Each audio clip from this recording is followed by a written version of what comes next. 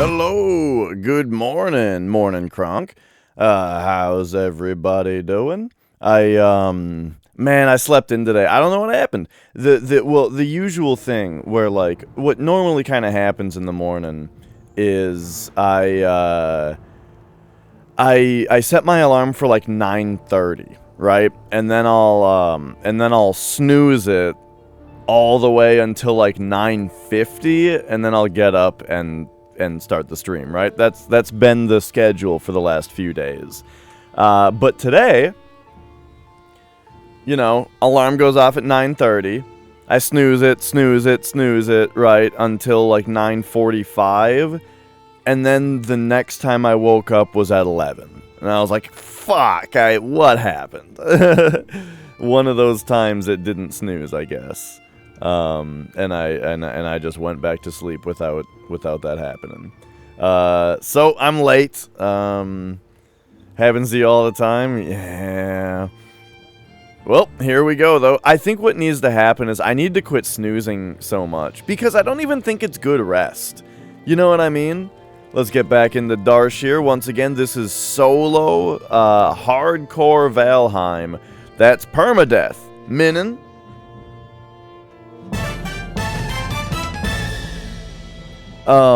So yeah. I don't even think it's that good of rest, when you sit there snoozing your alarm over and over, you know? Just like barely getting back to sleep and then getting woken up again over and over. Probably not even that good for you. So, I don't know if you guys can see Mia in the crevice down here, but she's ready to go here. Oh, right. Okay, so the last thing that we did was we mined this chitin. So, let's see. We are rested. It is the day. You don't trust snoozing? I like snoozing. I just think I'm an over snoozer. That's all. I'm a bit of an over snoozer. Worried you're gonna turn it off? I think that's what happens sometimes. That's probably what happened today. Or here's the other thing. I think my phone only lets me snooze so many times.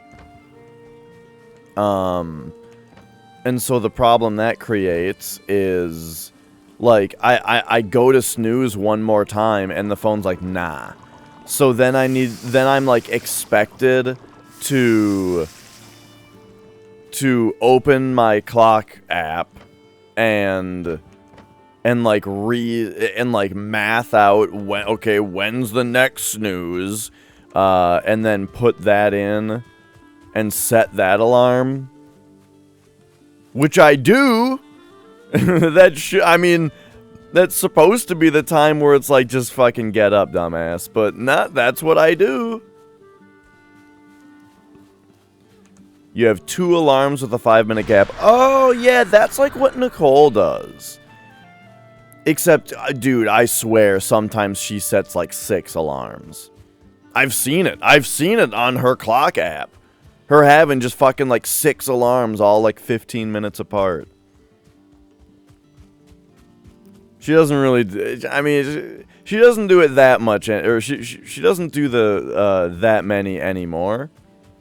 But that was a thing for a while. I think I got annoyed by it, and she might have stopped because of that.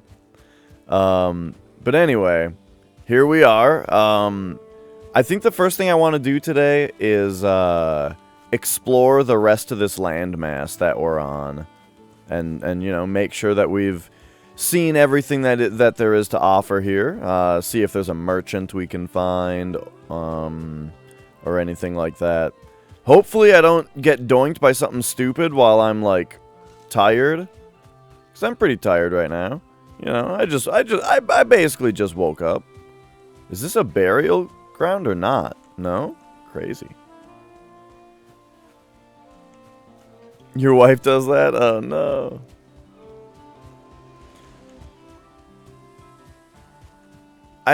Some of them might be safety alarms, is the thing. With Nicole's multiple alarms, I think she intends to get up after like the second one And then the other ones are like emergency alarms, you know?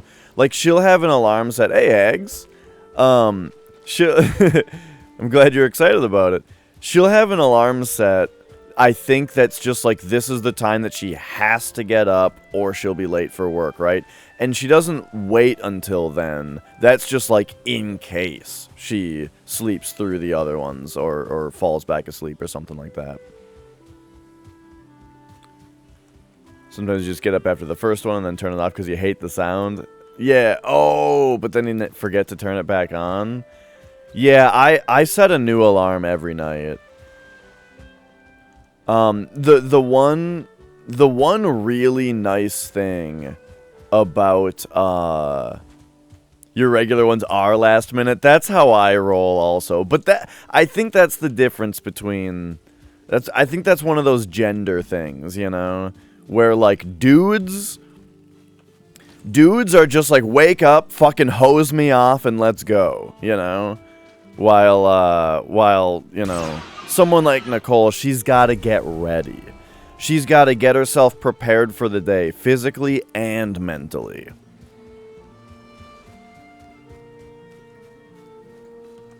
All right. But yeah, one thing I really like, so the thing about like using a phone as an alarm though, that has kind of like revolutionized alarm setting for me is the fact that when you set an alarm on your phone, maybe your phone does this also, it tells you how far out the alarm is, right? It says like alarm set for 7 hours and 45 minutes, right? I really like that because first of all, it tells you how long that you're gonna sleep for, which I think helps develop healthier sleeping habits. As in, like, if you're always going to bed like 5 hours before you need to get up, that will make you more aware of it, which you know, might help you. But for me, it's like, if I go to bed, right, I try to get 7 to 8 hours of sleep a night. And when I go to bed and the alarm thing says, you know, alarm set for 8 hours, that makes me feel really, that makes me feel more calm, which then helps me sleep, you know? Which I'm sure, right, if you're going to sleep later, then it gives you the opposite effect of like, oh no. But here's the other thing though that it does is it prevents the AM PM fuck up. You know what I'm talking about? That used to be such a big thing. That used to be an excuse you could use if you turned up late somewhere. You could be like, sorry, set my alarm to PM by accident, and everyone would just be like, oh, been there, man. You know? Can't do that anymore, because your phone tells you exactly how many hours it's going to be. And when you set your alarm, and it's like, alarm set for 18 hours, you know, you'll notice that.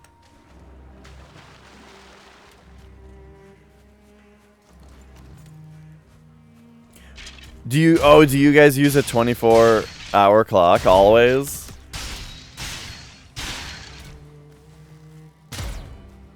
Wait, is that like a that's not a thing. You guys have AM, PM.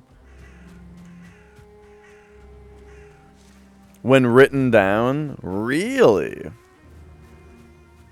Wait, huh?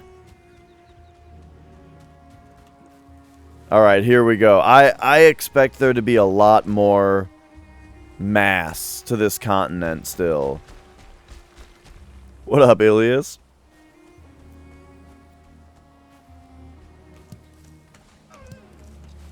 Now, look, I'm not even that big of a fan of AM PM. I would just be very surprised if it's just like culturally legit not a thing somewhere else. It would be, I think, my first time hearing it.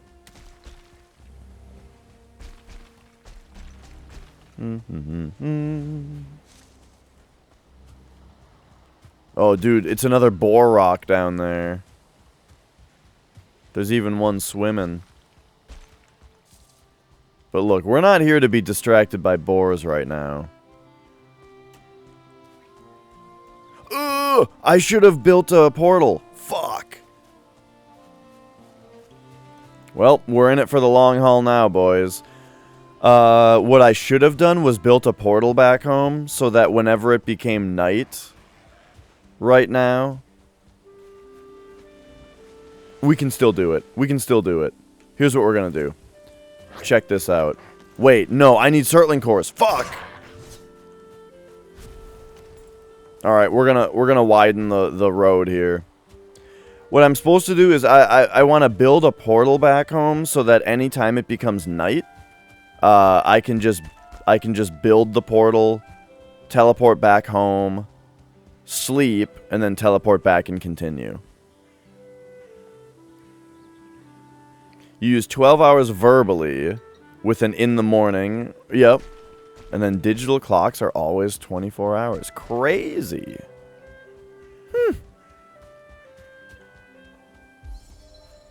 Are we killing Ender Dragon? Hell yeah, dude. Whoa, there's a mountain here.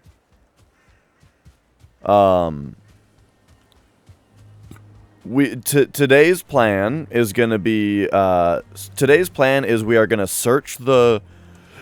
explore the rest of this landmass and see what it is we can find here. If there's gonna be a swamp, a merchant, a big mountain, anything like that, right? Then the other thing that we're gonna do is go fight the Elder.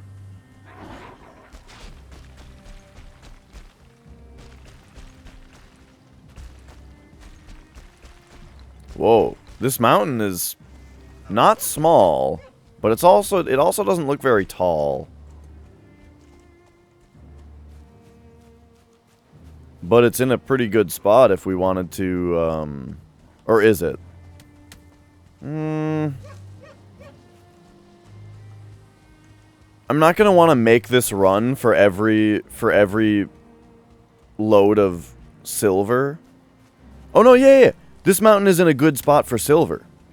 Because all we would have to do is bring the boat up right here, mine all this silver, and then bring the boat back down to take it back. So yeah, that'll probably be good. And okay, you know what? On the way back, since we're running back anyway, let's go into some burial chambers and get some valuables, just to kind of actually do something with this day instead of just running back and forth.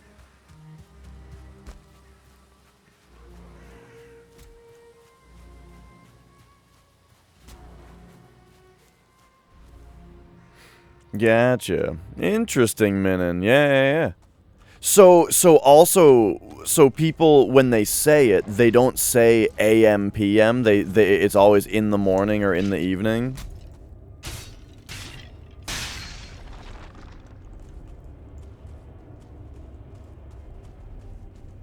Alright, sorry about the darkness here, but, you know, at least there are some yellow mushrooms to light it up.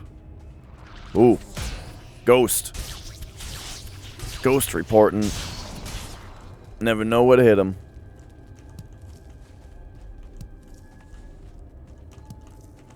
Alright, and here we go. We got some amber.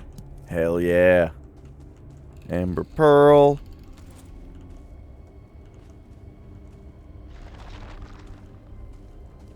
Don't need to worry about the bone fragments.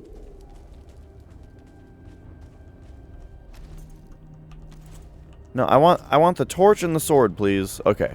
You know what? Let's just do this.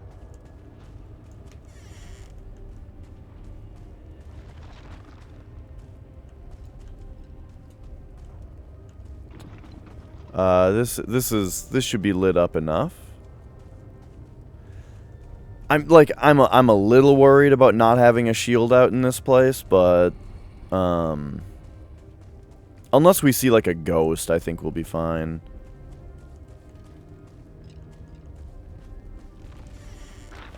Ah! Ah!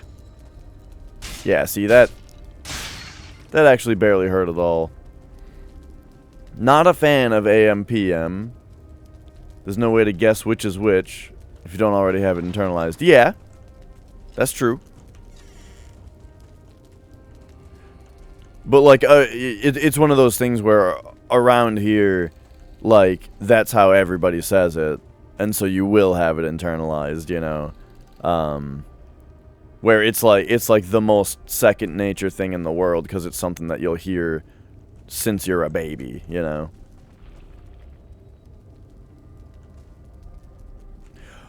Oh, okay. Except the 12 o'clock thing is really dumb, yes. When talking, you'd say 4 in the afternoon. But if you had an appointment or a seat or whatever, it'd be... Oh, okay. Yeah, that's very interesting. Yeah. Where I'm from, someone will say, what time is it? 3 p.m. I mean, look, if someone said what time is it, you would probably just say 3 because you'd know they would know whether it is the morning or the evening. But okay, they'll say what time is your appointment? 8 p.m. is exactly it. What time is The Simpsons on? 5 p.m.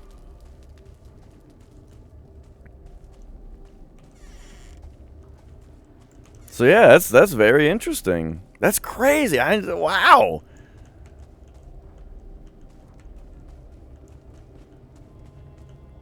Now, you can say, if you were to say, 5 in the afternoon, or in the evening, I mean, or 2 in the afternoon, 3 in the morning, if you were to say that, it doesn't sound weird here. Some people, you do say that, or you can say that. But saying AM and PM is... like the default. It is extremely common.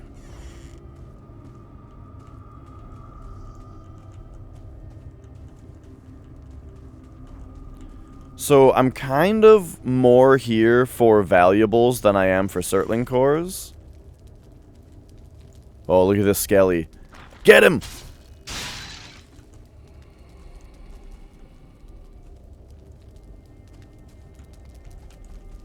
Right, exactly.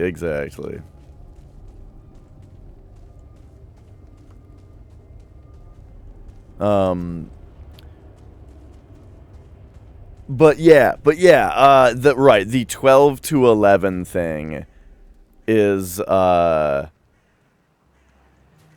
the 12 to 11 thing is super annoying. And right, the way that, like, things are scheduled for 11:59 just to avoid the confusion.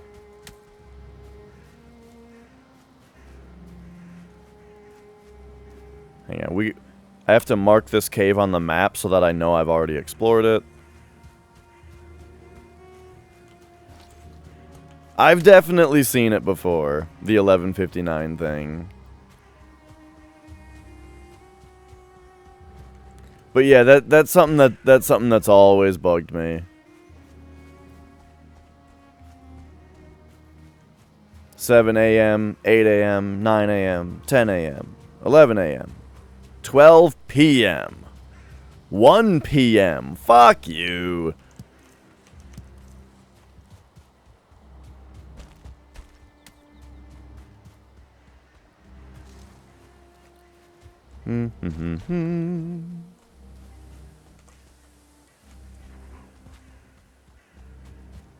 It's one of those things that like, why is it like that? No one likes it, you know?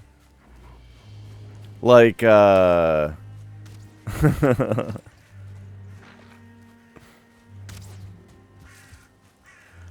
some degree, with some people,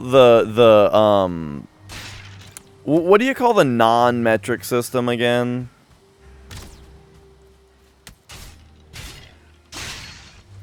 The customary?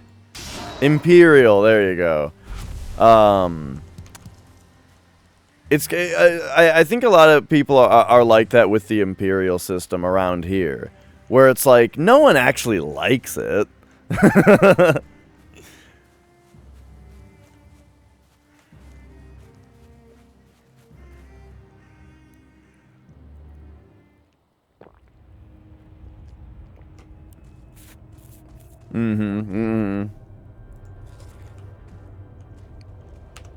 And, if we tried to switch now, man, I feel like we're too late to switch also. Because, like, the political landscape is such now where people are so fucking, tense about everything. That any discussion of actually switching to the metric system would be, like, fucking, yeah,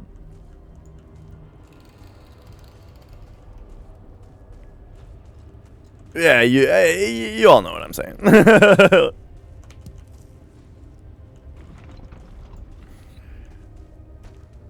They're trying to brainwash us with their fucking, with their system based on tens. Their scientific system, their everything is based on water. That's the whole thing too, you know, the way that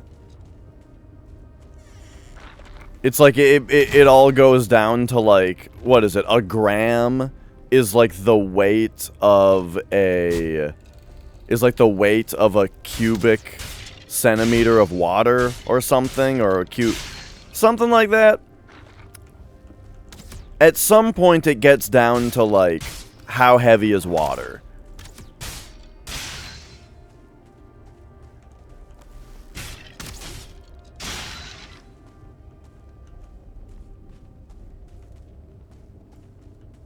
There's no issue with teaching both for like 50 years and then eventually just being like, it's all metric. Now, you know, maybe that's what's happening. Because I know the metric system as well as I know the imperial system.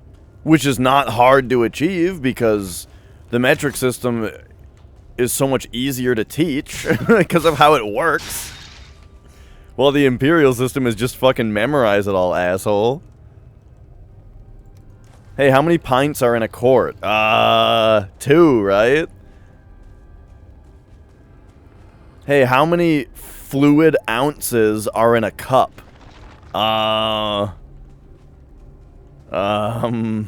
8? Is it 16?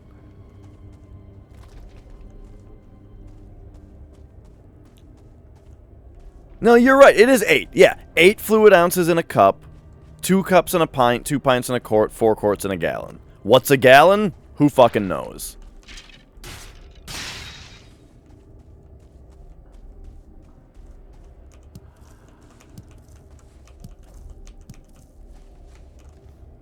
Oop, oop, oop. Ooh, feathers. Let's get rid of this deer trophy.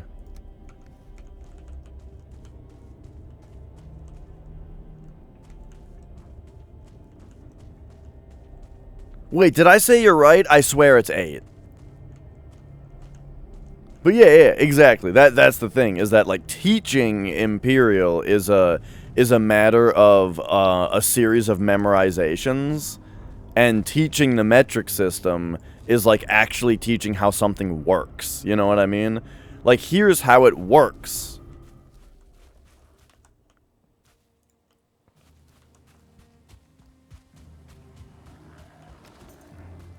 Alright, we gotta get back home. We got some nice valuables from that cave, though.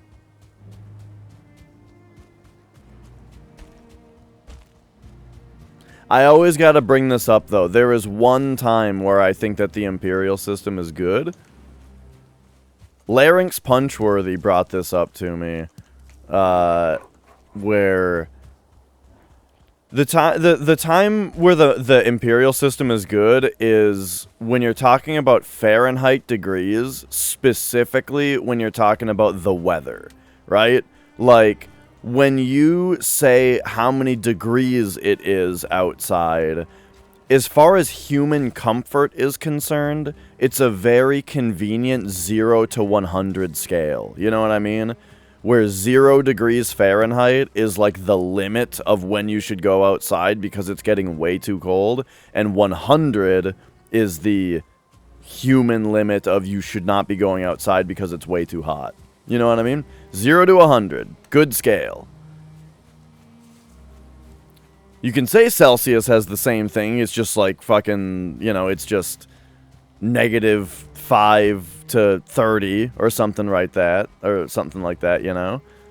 But that's that has the same problem that everything about the Imperial system has of, well, you just kind of memorize those values. 0 to 100, though. It's exactly 76 to 77.5. I am most comfortable at exactly 74 degrees Fahrenheit. That is the temperature that I keep the house at, is 74. Man, though, some people... Oh, sorry, on the topic of time. In the U.S., half 2 would mean 2:30. I don't think anyone says that. Half 2.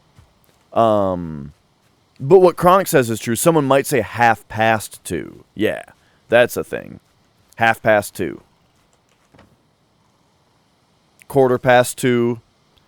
Sometimes people will say 2:45 to mean 2:45.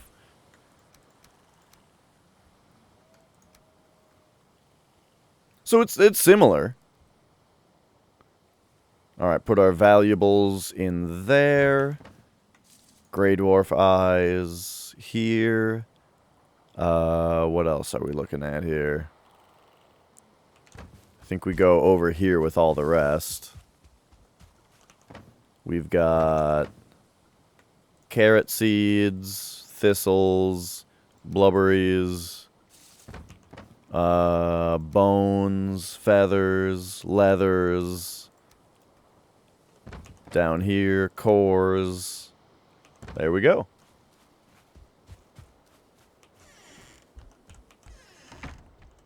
Bloop. All right. Yeah, right. Exactly, Ilias. Like, so that's why I'm saying only when you're talking about the weather, right? Because Celsius makes way more sense when you're talking about, like, boiling water or things like that.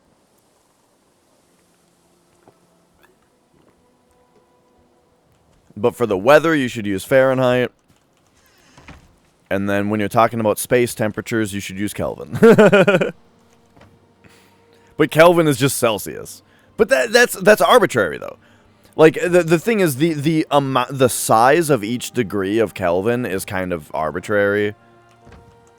You know? It's, like, whether or not they based it on Fahrenheit or Celsius doesn't really matter. What matters is that 0 is 0.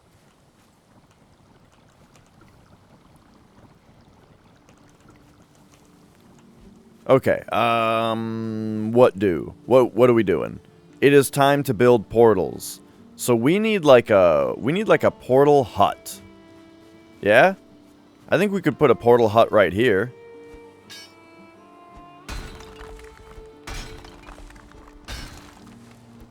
So let's get rid of this rock. Grab the hoe. Or maybe right here for the portal hut. I don't know. I'm gonna need a little farm somewhere. This could actually be the farm area pretty conveniently if I didn't have all these fucking rocks. Maybe we'll do that. Okay, portal hut is gonna go...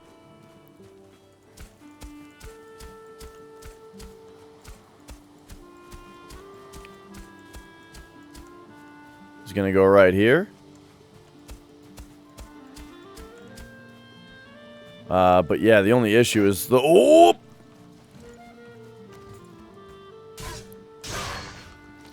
The way that the ground is very not level here. I don't really know exactly how the ground leveling works. You know, like if I just keep clicking, how smooth will it really get?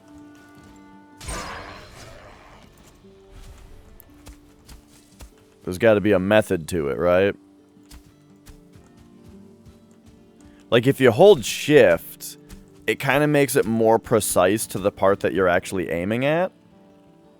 Right? Like, right here, you can see the line down is that it's kind of aiming up, you know? But if you hold shift, it aims down at the actual ground that you're pointing at.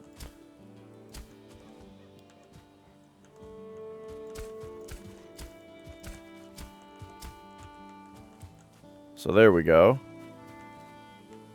But now, like, this I want to raise up a little bit.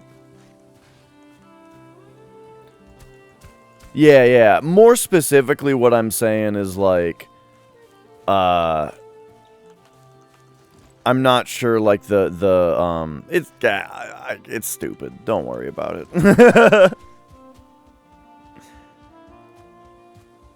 Hey, we could just bust this down and take all the wood.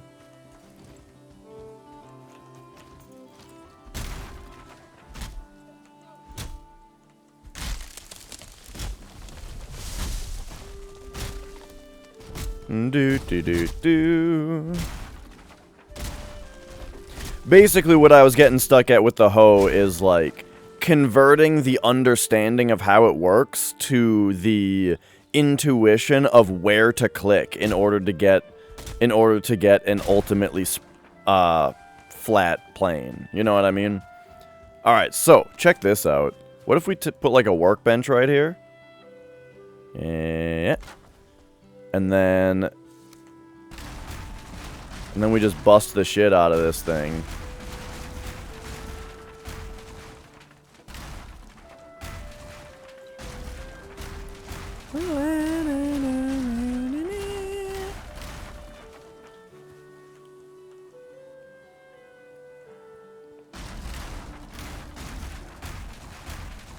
Take down this old eyesore.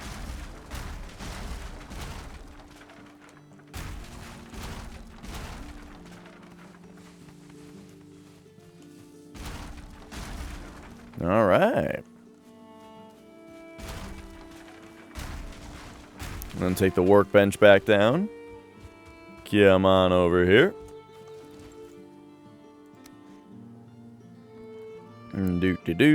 Workbench there. And yeah, because of the way that, like, the left side of this is higher than the right. So, like, I think we need to hoe it out more.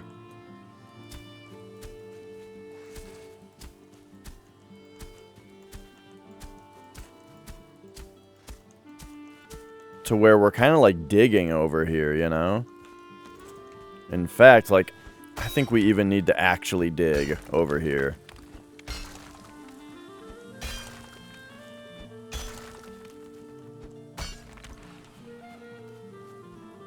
Alright. This is the kind of thing, I'm not usually willing to spend time doing this. I just, like, slap it all together on my own.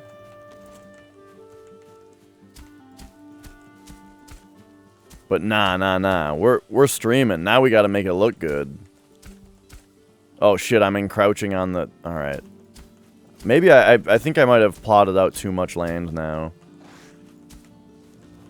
Oh my god, get out of here. Get. Okay, that looks a lot better. So now... Except, how fucking big am I gonna make this room? I think I went a little overboard here. But alright.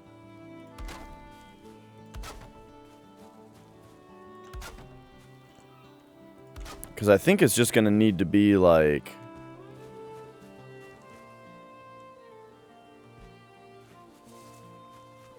Like, 2 with 1 on each side. No, we'll make it like this, that's fine. 2 with 2 on each side. Yeah, okay, this works.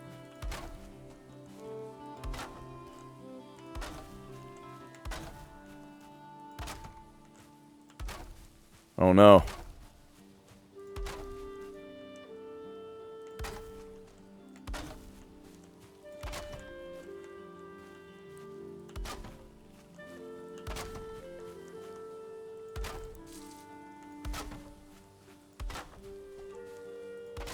Alright, now that we see this... Oh, oh. We gotta get the hoe back out. CM Punk is wrestling again? That's surprising because, I thought after he retired, he had, like, a lot to say about how shitty wrestling was. But maybe he just had a lot to say about how shitty WWE was?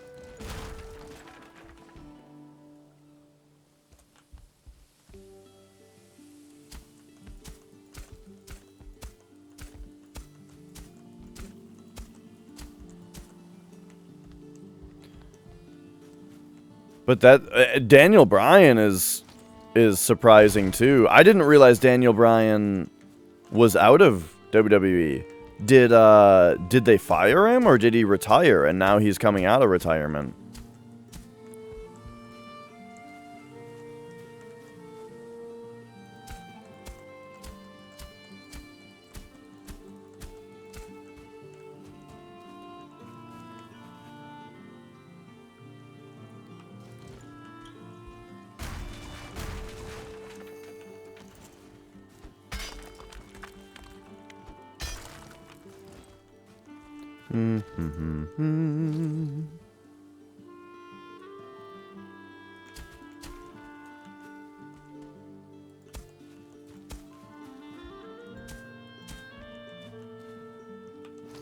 There we go. That should look good.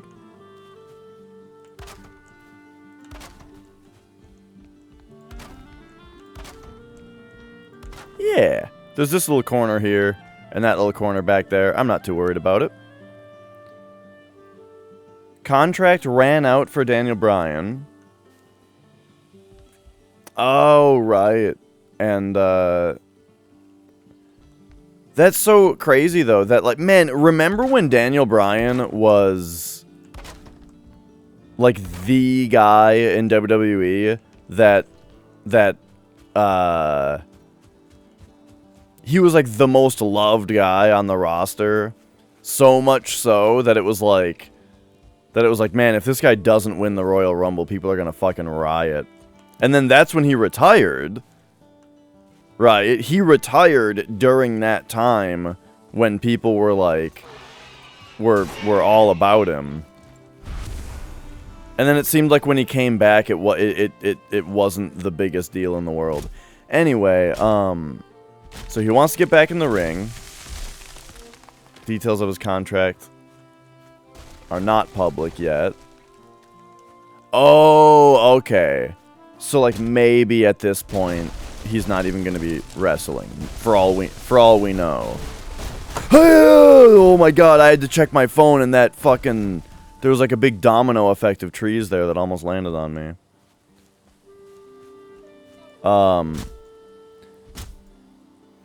But yeah, you know, that's interesting to hear that they're going to AEW.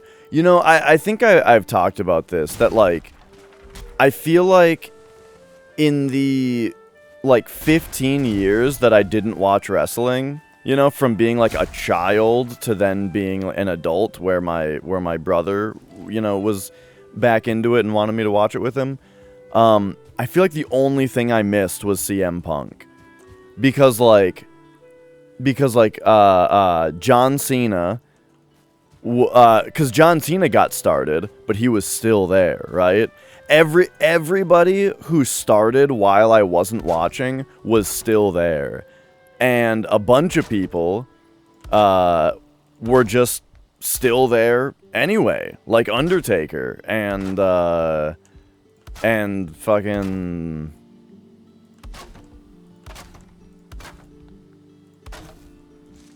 Triple H, Kane, you know, those guys. But so the only person that came and went and I never saw them was CM Punk. The only person that was like a big deal, you know. So it'd be interesting to see him.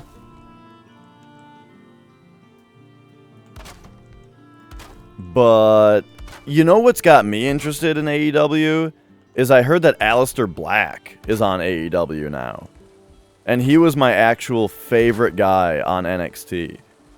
He was my favorite dude on NXT. And then when they brought him up to the main roster, apparently they just never did anything with him. And then they fired him.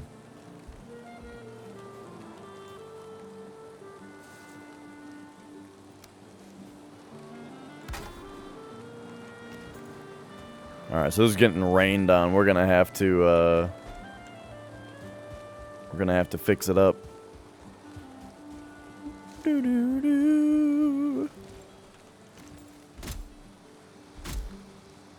Hey, Essie. We're back with more tree chopping. Oh! Oh my god, this tree trunk fell on the other tree trunk and like chopped it. Chopped it up nicely for me. He's wrestling Cody Rhodes at the next pay-per-view. Huh. Maybe I should watch that pay-per-view. I've never watched AEW before. Here's the thing about it, though, is I don't, from what I've heard about AEW, I don't feel like I would like a lot of the style of a lot of their matches, you know? Like, to me, the best kind of wrestling matches are like, remember Finn Balor versus Kyle O'Reilly? At that one NXT pay-per-view that was like, I don't know, maybe a year ago now? That was one of the best matches I've ever seen. And a huge part of the reason is that they stayed in the fucking ring the whole time, you know? I can't stand how every match has to have one person go outside the ring, and then the other person dives on them, and then they fucking throw each other around into the stairs for you know, 10 minutes before they eventually, like, you know, I that kind of stuff gets so old for me so fast. Especially the dives. How every fucking match has every dive in it.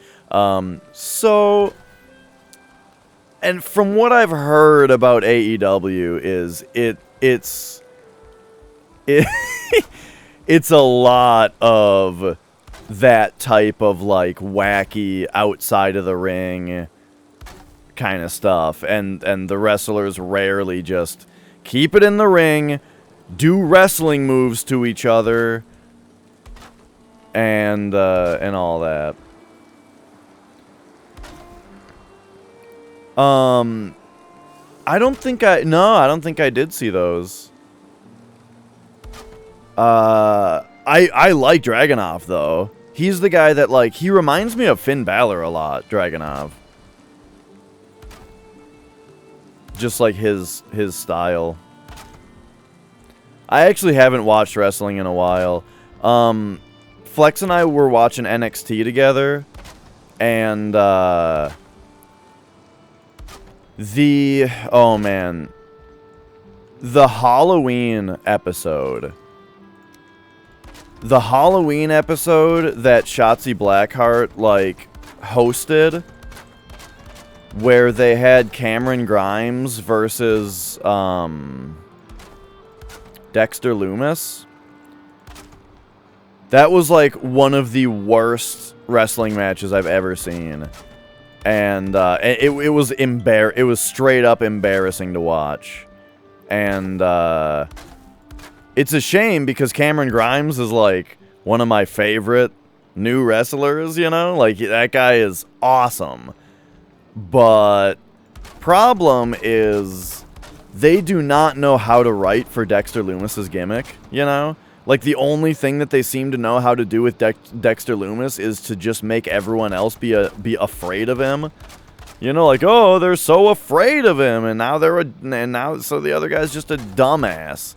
It's very annoying. But it wasn't just that, right? So Basically, so what they did was they had Cameron Grimes just act really scared of him the entire time, which is very annoying because he's a wrestler. He's not a wacky slapstick comedy, physical comedy actor. You know what I mean? So it's not going to get pulled off that well. The I'm scared of him act. And then also the fact that he's scared of him makes the match super boring because he's running away from him half the time. And then not only that, not only is all of that super annoying, but then they introduce like a bunch of supernatural elements into the match. Like there were like literal fucking zombies in the match. For some reason. It was one of those cinematic matches where they left the ring, they left the fucking studio, they're wrestling like outside, outdoors, you know, and then they go to like a house, and now for some reason they're in this house, and for some reason there's like zombies in the house that Cameron Grimes is afraid of. And if it sounds like I'm making this up, that's how I felt while I was watching it. I was like, is this fucking real? Is this what they're really doing here? There's even a part. Okay, so Cameron Grimes is afraid of Dexter Lumis, and he's spending the entire match going, running away from him scared, right? Then he's in the house, and the house is creepy.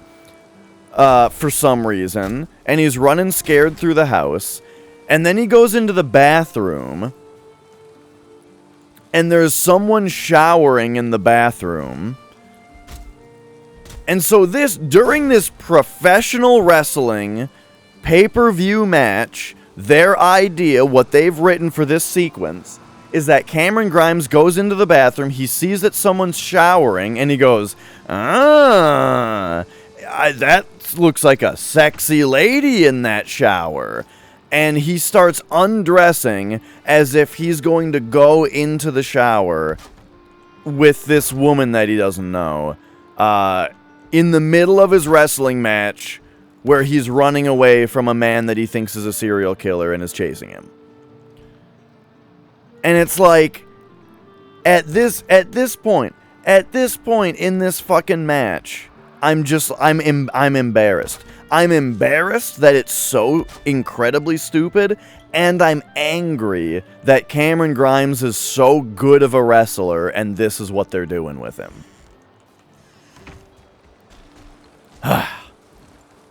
Look, I haven't watched wrestling in a while, but I have a lot to say about it, and that's why I haven't watched it in a while. Is because it deeply upset me. And, after that, Flex and I tried to watch, like, a couple more episodes, but it just wasn't the same anymore. We were too hurt. There were some things that they were doing right. There were some very good things about recent NXT, such as Pat McAfee. Pat McAfee was fantastic. You know, it really seemed like they were kind of transitioning away from Undisputed Era being the big heel tag team, you know?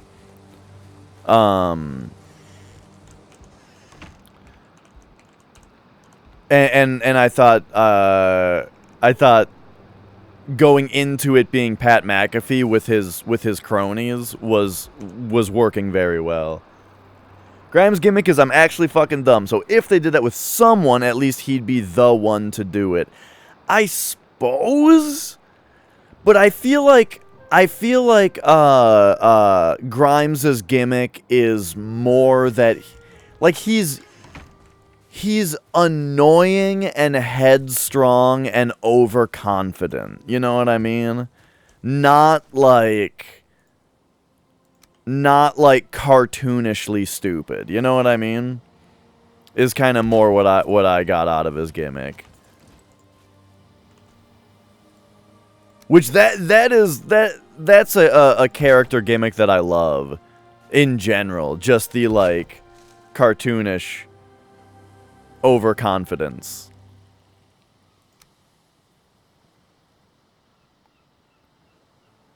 Okay, if we just like boom, boom.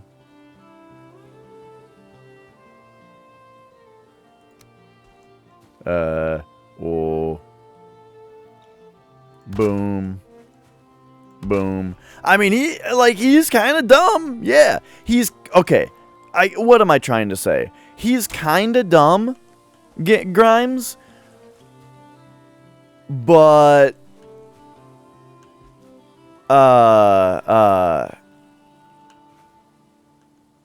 okay, hang on. What was I gonna say before I read that comment? I want to finish this thought.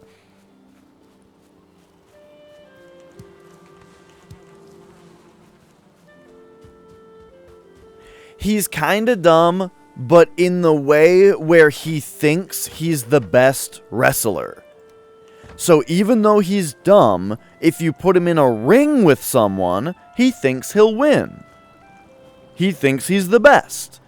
So being afraid of another guy in the context of them being in a wrestling ring together because they're superstars is annoying.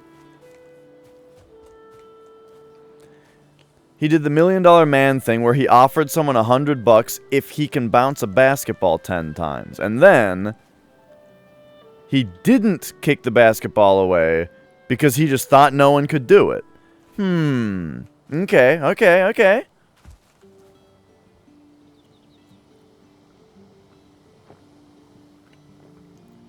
But yeah, anyway, I really liked Cameron Grimes. And I'm none too happy with where they went with him. All right, here we go. Look, I think I built this room a little bit too big. I was originally gonna put like portal here, portal here, portal here, here, and here, and that would all be great. Except I think I made it too big for that. You know, there's like an extra row. So maybe if we angled one like this, we could fit one here, here, and here in like a little circle. That would give us like 1, 2, 3, 4, 5, 6, 7, as opposed to like 1, 2, 3, 4, 5, 6. Yeah, that's cool. Let's do that.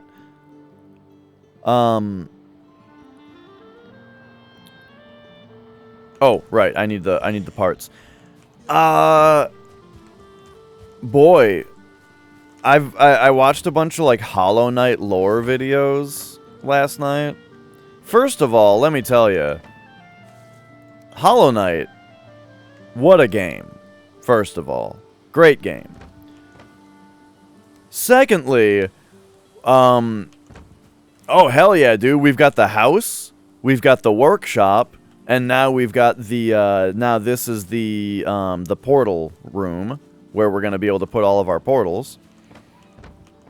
But then, but alright. So, like, it's got some bugs in it, right? Yeah, it's got a lot of bugs in it. But yeah.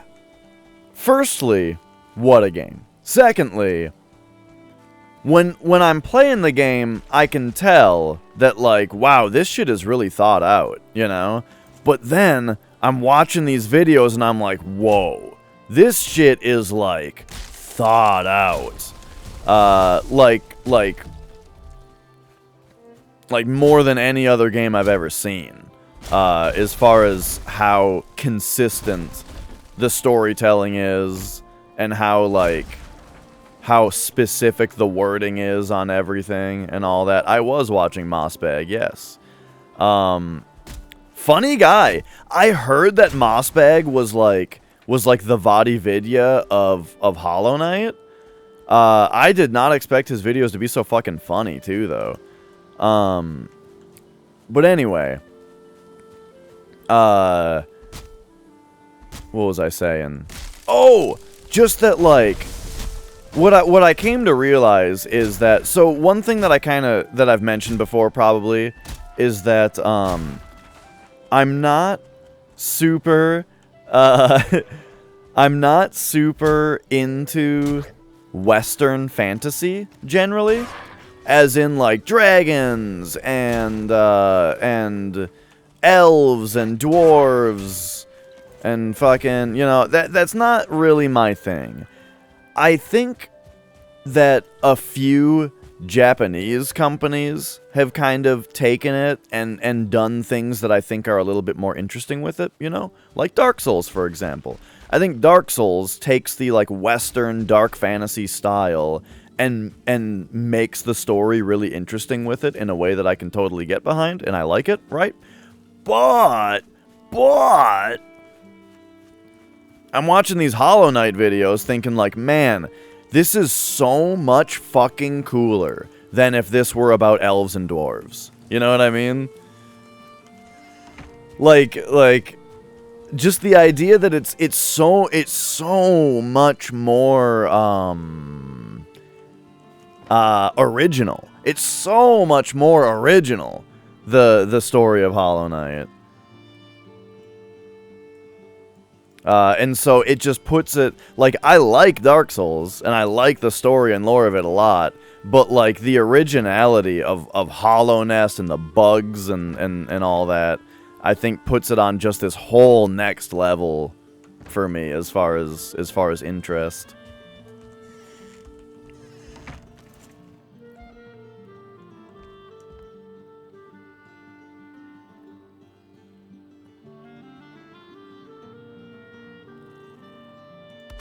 Boom, there we go.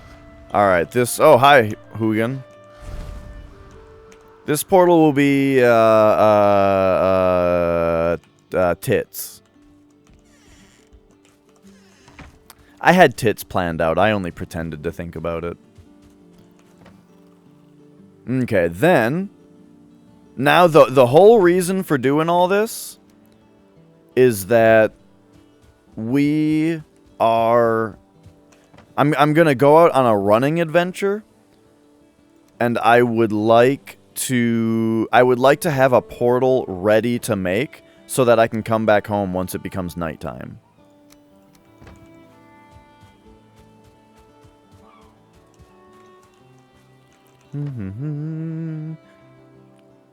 Boss Rush 5, you know what? That is the one thing in that game that I have not done. Because, why didn't I do it? Oh, I got the 112%, right? Because you don't need to do it for 112%. And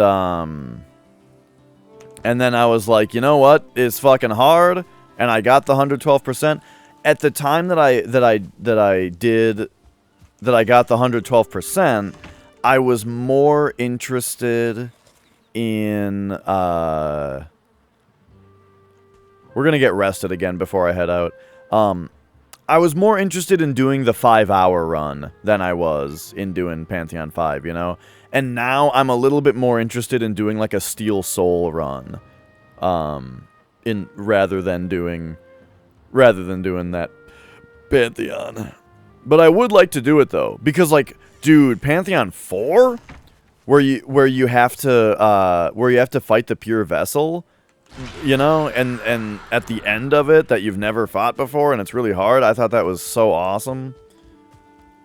Cause like I fought the pure vessel and I was like, what the fuck? Team Cherry, this is literally impossible. And it's at the end of the boss rush. But, you know, I went into the Pantheon practice mode and I tried and I tried and I tried. And I finally beat him. I finally beat the pure vessel one time, you know? And I was like, oh my god, I did it one time. And then I went in to fight him again, and it was just like Wings of V, right? Or Sekiro, where I went in to fight him again, boom, beat him again. Next try, right? I was like, shit, 2 in a row? And then I went on stream. Then, like, it was time to stream that day. And I was like, hey guys, check out this boss fight from Hollow Knight. Loaded up Pure Vessel, boom, beat him again. And I was like, fuck, dude, it's time to do the Pantheon. And I did the Pantheon and I beat it.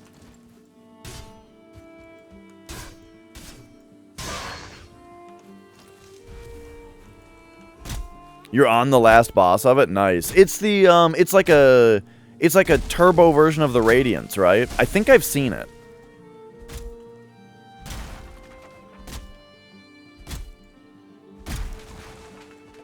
Wait. Speaking of which, is the regular Radiance in the, you know the room where you can fight the different bosses? Where you can, like, pick a boss and fight it? And you can do, like, all the different versions of each boss. Is the Radiance in there? I feel like I would have fought it again if it was. It's probably, like, hidden in there. It's not? Okay.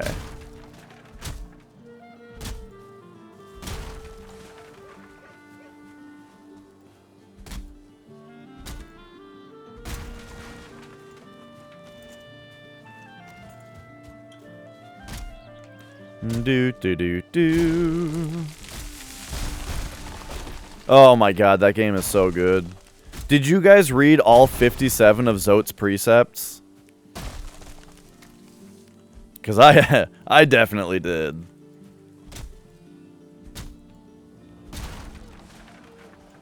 Oh.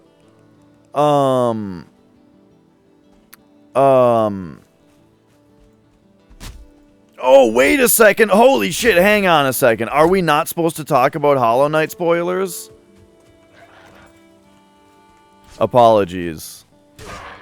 I didn't mean it. I didn't mean it. See you later, Ilias.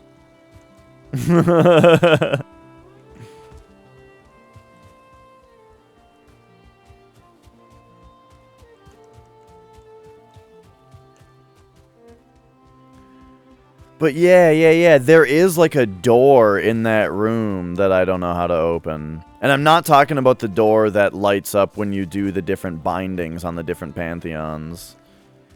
Which, fuck that, by the way. That's the other thing about Godmaster, is that Godmaster is overall just like, yeah, I'm never gonna 100% this.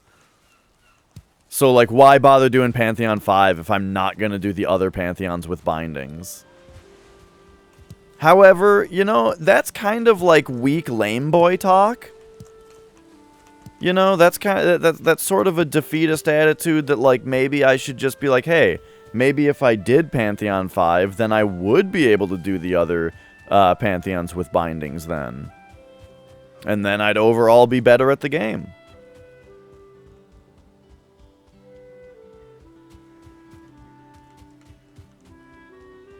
Right, yeah, you don't need it for... That was the thing, is that originally I was just concerned about the game telling me I was a good boy with the 112%, right? But... I do want to open that door, though, just for the satisfaction of it. I think that I think that I really respect that about Godmaster. Like, if there's not enough good things to say about Hollow Knight already... It's that I think Godmaster does such a good job of being a really, really good challenge, but they knew exactly where to draw the line of what to actually expect out of the player. You know what I mean? Like, they went all the way on difficulty for the people who want that, but they drew the line on percentage completion earlier for the people who want that and aren't literally God gamers.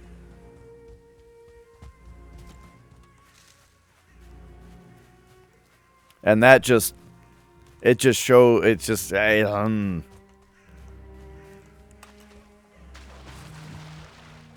aspect of that game just has such specifically good design to it. I'm getting a little misty-eyed just talking about it. What a game, man. I think my brother's gonna play it soon. He's been talking about, He's been talking about playing, so he's doing Vigilante 8 Second Offense right now. 100%ing that game. And I think he said he's going to start Hollow Knight after that, or after he's done doing that.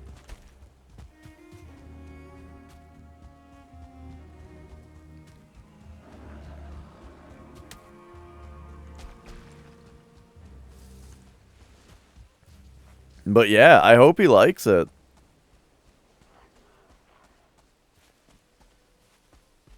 I'll tell you, it is one of those games for me, though, where, like, when I beat it, I had no fucking clue what it was about. And even when I went back and 100%ed it, I still had no clue what it was about.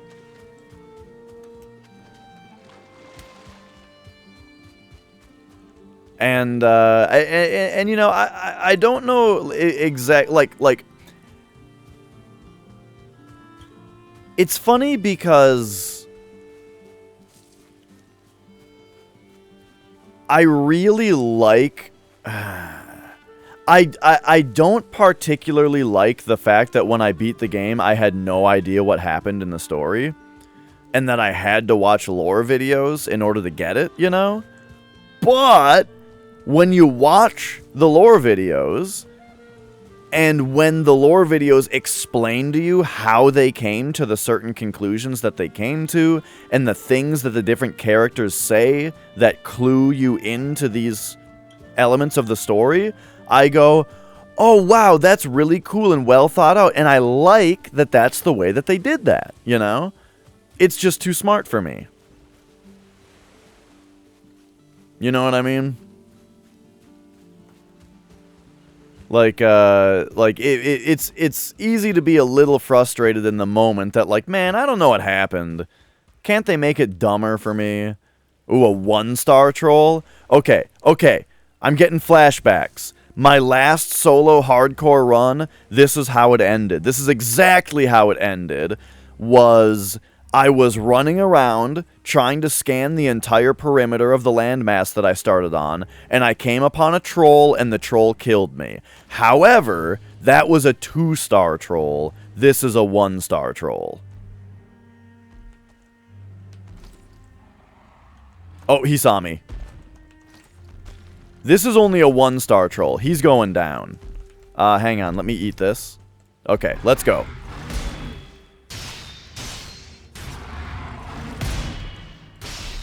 That's right. Fucking idiot. Just parry him and twist his dick. Give him the old dick twist.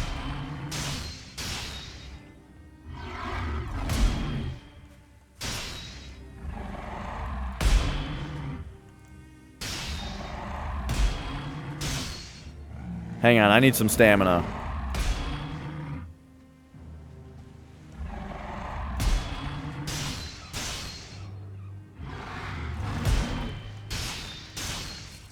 Got him.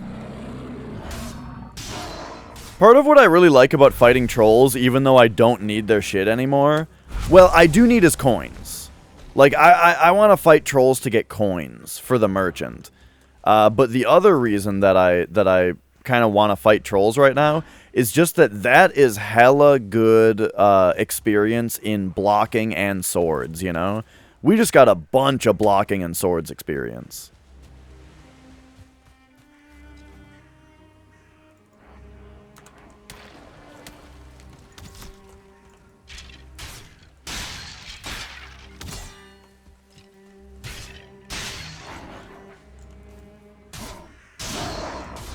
Alright. Looks like, it's getting to be nighttime. I'm not sure if I should go yet, though. I kind of need more raw meat.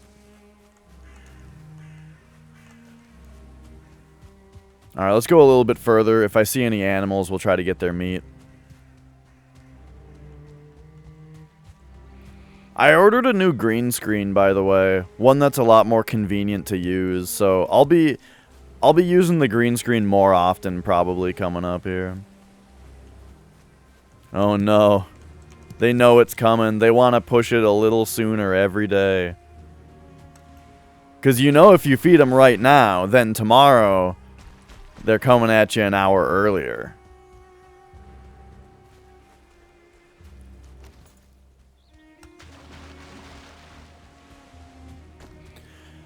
Oh, alright, I can finally kind of center myself in this chair. Man, this game is so good.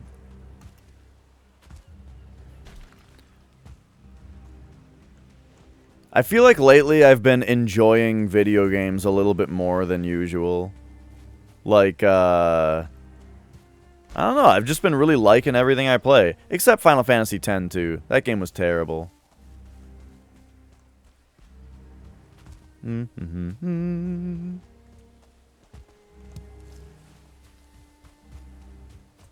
It is nighttime. Alright, so now we just go... Whoops. Do-do-do. Workbench. Portal. Tits. And let's go back home.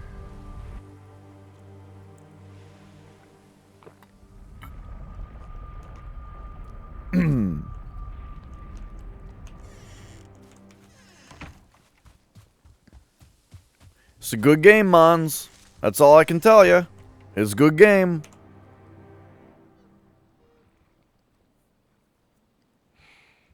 We can probably raise our comfort in here if we put a banner up.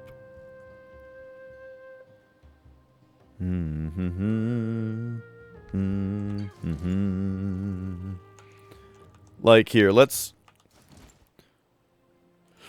Is it furniture? Yeah, furniture. Oh, we can make item stands also out of bronze nails. Right. I think that raises comfort also to do that. We should go fight Aether and get another trophy.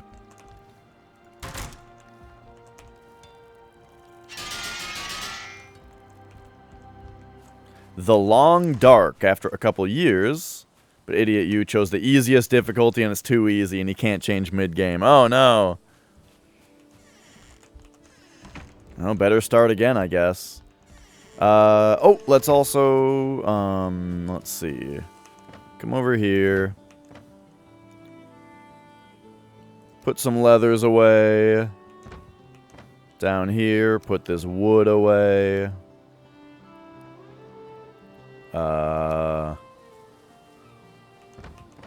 More leather, bones, thistles, berries.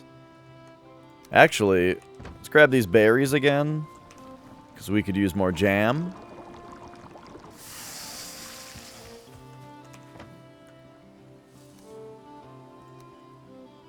Alright. Check the bees. I might as well grab, because I might forget later. Whoa. There should have been one more honey. There it is.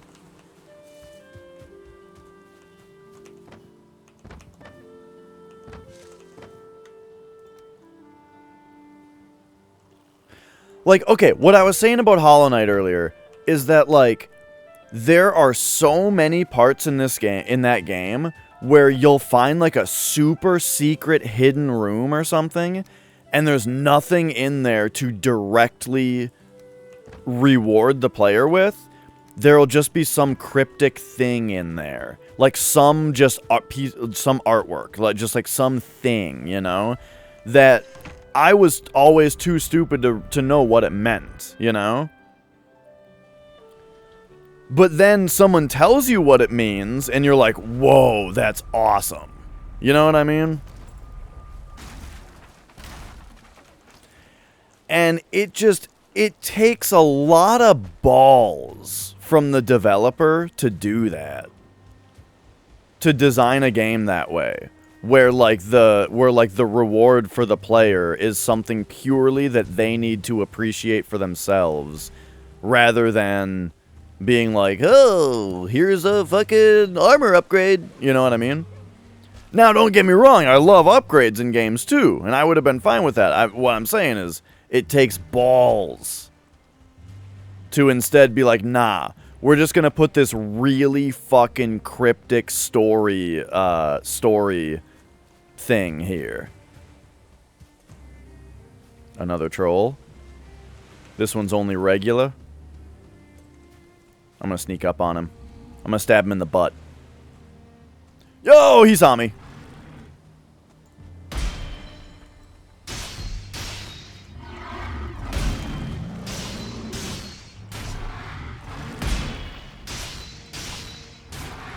See, this is why on my last run I thought I could take a 2-star troll. Was that a regular troll is that easy. So I was like, 2-star troll, no problem.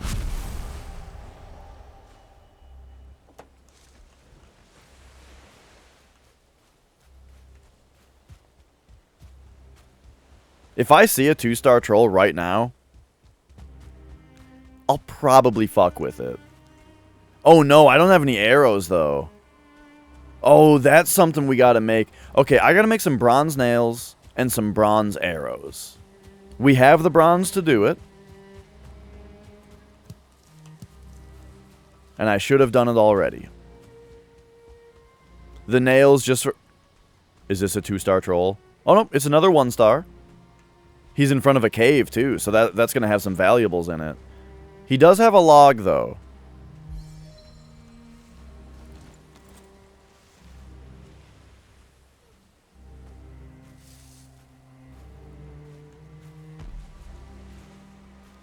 Ready for this? Right up the butt. Wait. Let's get our stamina back. Stamina back. Stamina back. Stamina back. Stamina back. Stamina back. Stamina back. Stamina back. Stamina back. And stab in the back. Boom! Got him.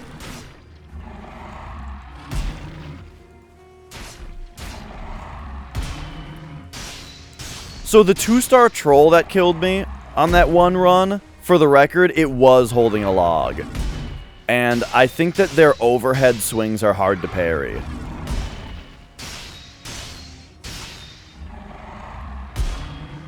Stamina back, stamina back, stamina back, stamina back. Got him.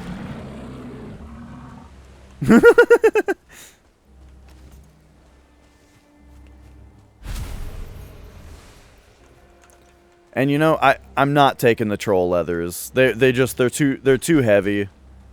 And they don't do anything for us.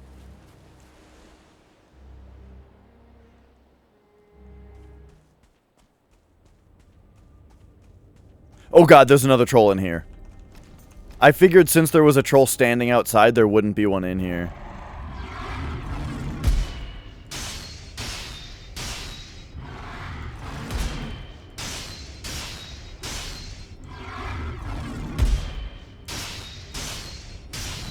Alright. Do I have any resin? Nope. So I cannot make a, I can't make a torch? Which is a little unfortunate because I want to search this place for treasure. So we're just going to have to look real close. There's some coins. Here's a chest. Coins. I'll take the deer hides and the leathers. Put the troll hides in there. Amber pearl. Amber pearl.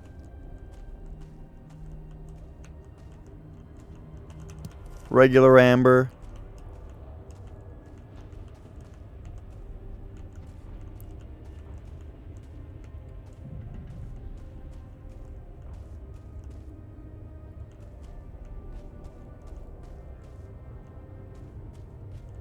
Alright, I might have missed something because it's dark, but whatever.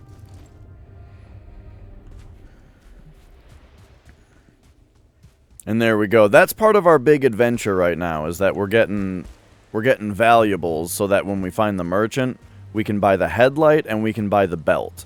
Because that's the thing, is when we go to the swamp, I'm going to want the headlight because I do not want to mine swamp caves in the dark. And then I would also like to have the belt, because I also don't want to mine swamp caves without having the increased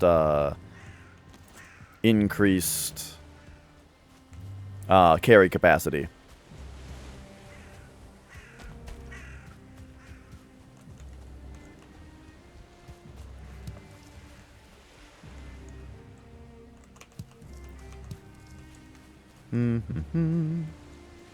Okay, well here we go though. We've explored this entire landmass now. At least we've explored the perimeter of this part. So it's a little worrying that we haven't found or that there's no merchant. So I'm gonna say let's go over to the elders. area. Well, let's go fight the Elder. See if we happen to find a guy doing that. How do you find a merchant? They, at some point when you become close enough to one, they'll just, their icon will appear on the map. And then he's always there. I don't know how many there are, though, if there's more than one. On my last seed, though, on my last seed, when I searched the entire perimeter, we saw that he was just, like, right here or something, you know? Like slightly across the sea and by the next boss, and it was super convenient.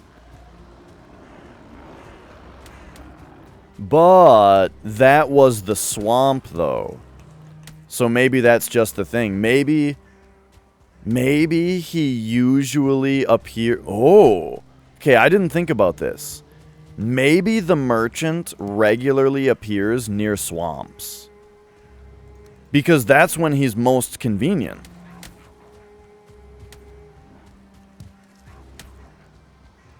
Anyway, I'm gonna cut through the middle here to try to just like get a little bit more mapping on the way back. And then we're gonna go on a sailing adventure. We're gonna fucking set sail. Are you guys ready? Oh shit, mountain. Okay, we are gonna have to go around the mountain. We can't climb it. Why not? Because it's freezing.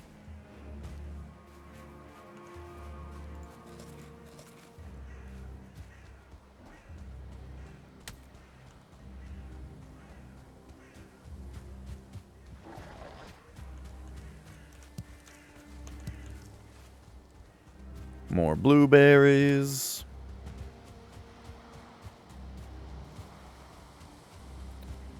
And then hopefully we'll find like a couple more troll caves also. But yeah. So I'm not going to worry about the merchant until we've actually found our swamp. And at that point, we're going to start sailing around to find him. Oh, we actually need meat. So I'm going to do some proper hunting here.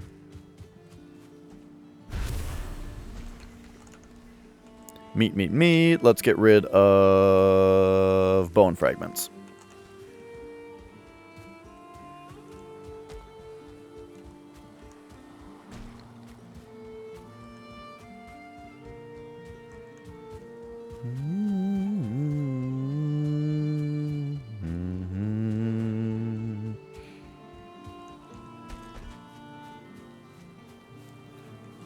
This song kind of reminds me of Hollow Knight.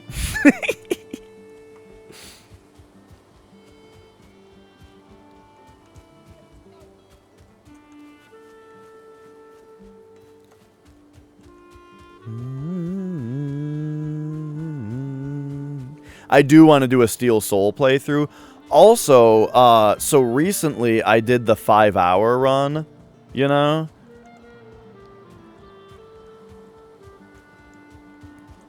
Oh yeah, like when that big June bug flew at me the other day. I was like, oh fuck, it's the Dung Defender. So I kind of recently did like the 5-hour run, you know? I would like to continue that file and try to make it into a 20-hour 100% file. That would be fun. And then the other thing is I want to do the Steel Soul playthrough also. To the Moss Charger? Oh no. Was it at least the giant one?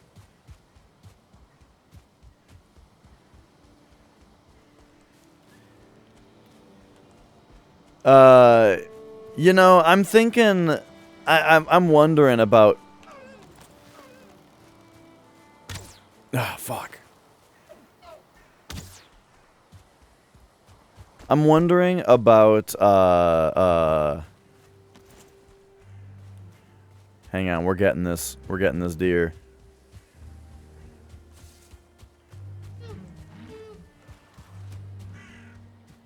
Oh! It ran into the skeletons! The skeletons got it! Good stuff. Thanks, guys. Thanks, idiots! Anyway, what was I saying? Oh, the things I'd be most afraid of trying to steal Soul Hollow Knight would be like... whoa, look how much damage that did. I think headshots do extra damage. The Abyss... Wait. Oh my gosh. I just unironically started to call them the Abyss Watchers. What's the gang boss in that game? It's like in the tower before you fight the,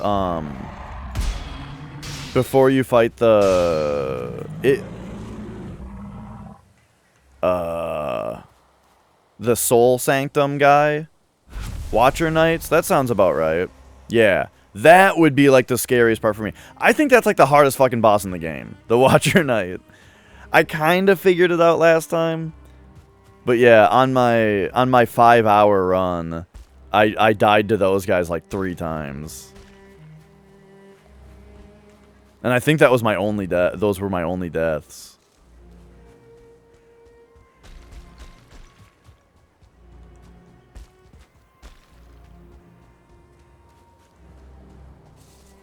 Yeah, I think there's just like a trick to it that I hadn't figured out yet, you know?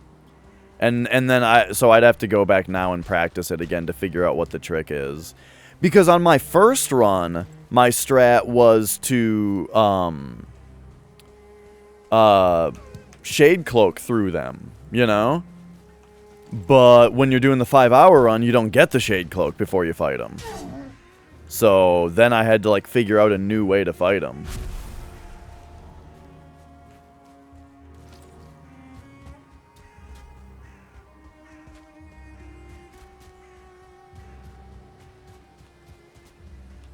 Speaking of the Shade Cloak, man, it's not to just sit here and fucking, but like, I'm kind of mad at myself that when I first played Hollow Knight, I fought the 3, or I defeated the 3 Dreamers, and like beat the game, quote unquote, with like the regular ending, you know, and I just went like, huh, what a cool game. And then I didn't play it anymore after that. And it wasn't until like 2 years later that I loaded the game back up, because I was like, I want to play through that again. And then this time I was like, wait, at that point of the game I was like, wait a second. I never figured out how to get through those shadow bars. You know, maybe I should look around a little bit more. And then I found the fucking Shade Cloak, and I found all the other stuff, and like the Abyss. I don't think I ever went to the Abyss in the first game, or in my first playthrough. Fuck it, I don't even know if I went to the Ancient Basin. You probably have to. You do. You that's where you get the Monarch Wings. But anyway, point is, wait a second though. Did I even have the Monarch Wings on my first playthrough? I had to have, right? Had to have, right? Anyway. Point is, I think you do have to. Point is, turns out, and this is also an extremely ballsy decision from the developers. Turns out, all of that game's best stuff is after you can roll the credits, you know? All of that game's best stuff requires that the player decide to do it, you know, when they could be just rolling the credits and moving on to another game.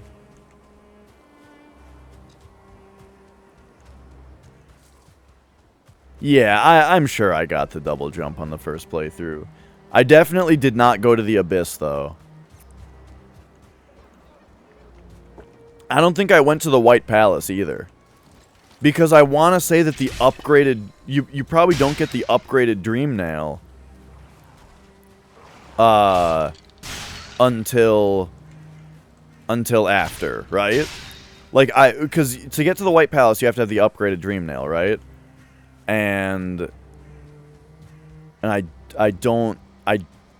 I don't remember when you get that. I definitely did not go to the White Palace on my first playthrough, now that I think about it, because I remember getting there, just playing the game off cast, doing my 100% playthrough, right? And when I got to the White Castle, I was like, holy shit. And I remember taking a screenshot of it and putting it on Discord, like, fuck, dude, look at all this shit that I never did. You know what happened? I saw Larry playing the game. One day, Larry was randomly streaming Hollow Knight, and I was like, wow, what a good game. You know what? I'm going to start a new playthrough of this. And so I started a new playthrough of it, and that became my off-cast game for a little bit.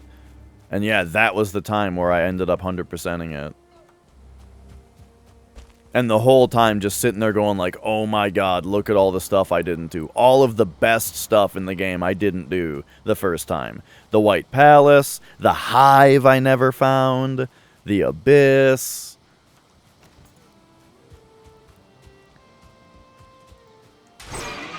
The fucking Radiance, baby! Dude, when the Radiance gets introduced, and it's on the, instead of everything else in the game, it's on like the white background with the black text. The Radiance. Dude, I pogged so hard.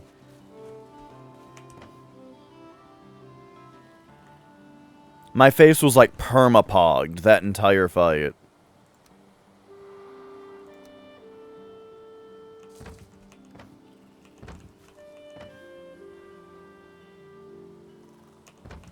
Some say I'm still pogging to this day.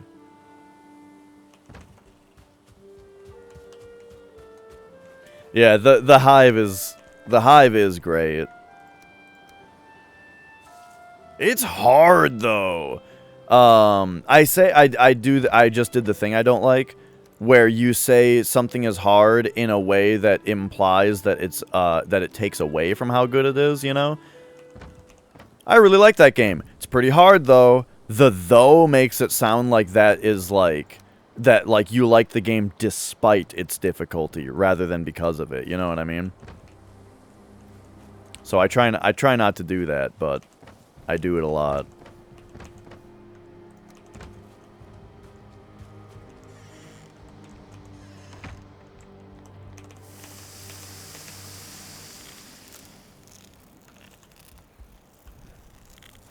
You know what? We should have a chest right here for meat. There we go. Now I can always put my meat back in there.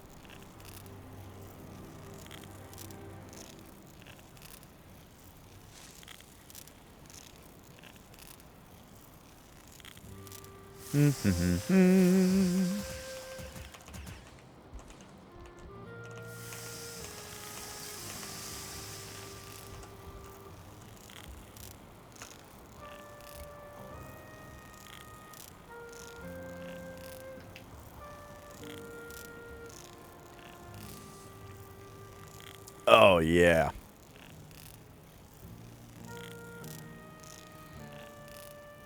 Oh, man, I'm excited. So I've got a cousin who is, like, insanely good at guitar, you know? Like, super good, you know? He loves, like, Motley Crue and Ozzy Osbourne and Thin Lizzy and like all those like old like just shredding jamming bands, you know. And he's like practiced guitar all his life and he's super good at it.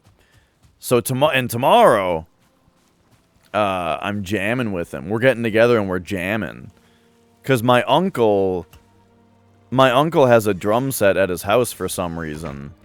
So instead of him coming over here where I'd be on my electric kit, we're going to go over to where there's an acoustic kit and we're going to jam. I'm excited. Okay, sailing adventure. It's time to sail. Because look at that. We checked out this whole place. So yeah, I think we're going to go up here.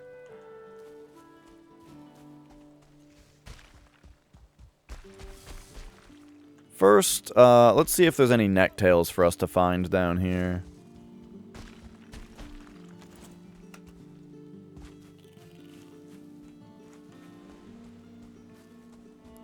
I see you there.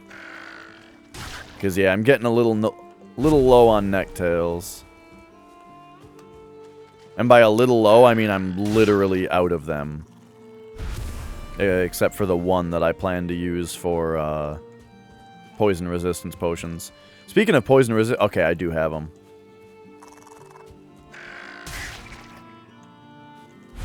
These things are cute. They look like a Pokemon, don't they?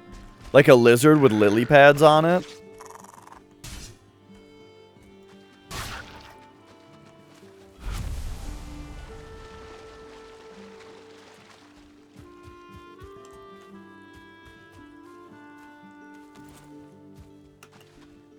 Alright. Down to the dock. Oh, another one.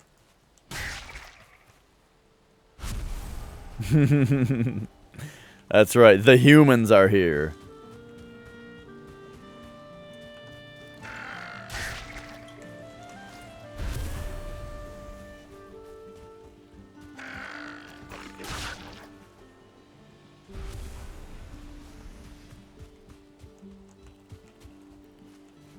Do do do do. All right. I should raise this up right here.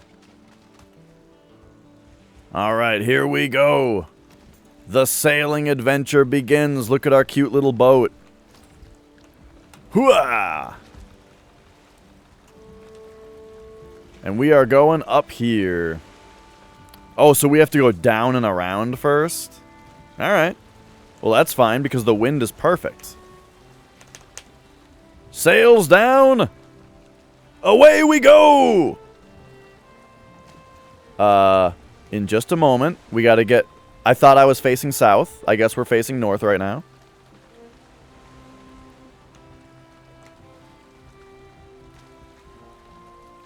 All right. Let's just whip this boat around. There we go. There we go. All right. Sails down. Away!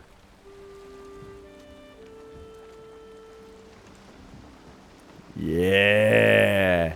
Yeah. I need arrows. I need arrows big time. What am I doing? Fucking... I'm sorry, I keep teasing the sailing, but then, like, shit keeps coming up.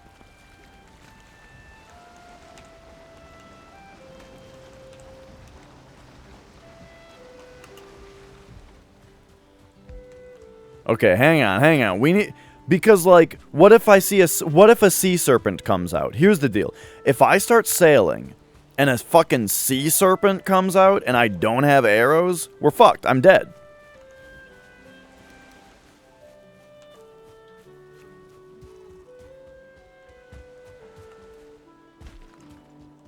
There's a fish just sitting here. Give it to me. Give it to me. Pick it up. Pick it up. Yeah! I just kicked the fish out of the water.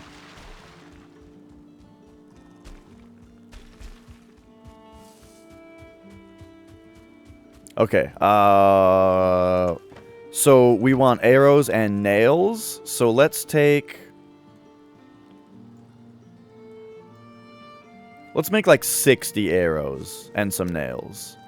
So we'll take 4 tin, 8 copper. Oh, hang on. Dude, fuck off!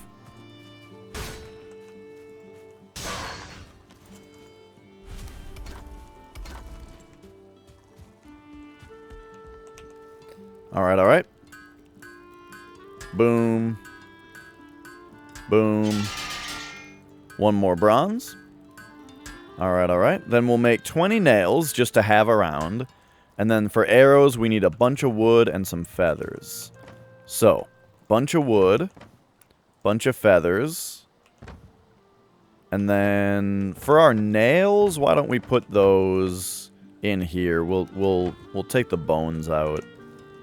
All right, bronze head arrows. Boom. Boom. Boom. And there we go. So now we have powerful arrows. Oh, we also need fire arrows, which takes wood, feathers, and resin, I think. We're going to want those against the Elder.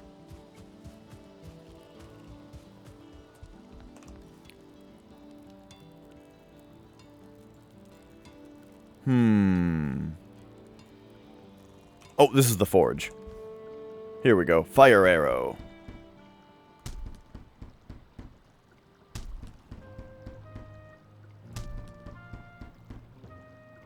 Oh my god, I need one more resin to make 100.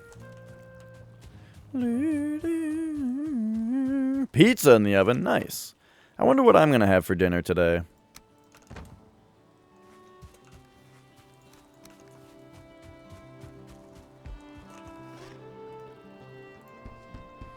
Alright, there we go. We've got 60 bronze arrows for whatever, and then we've got 100 fire arrows for the Elder fight.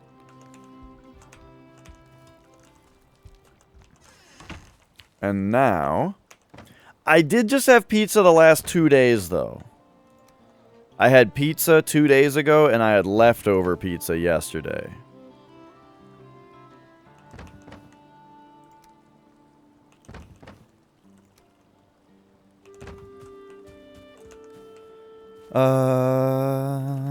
Okay, over here, we'll go, more pizza is always a possibility, don't get me wrong.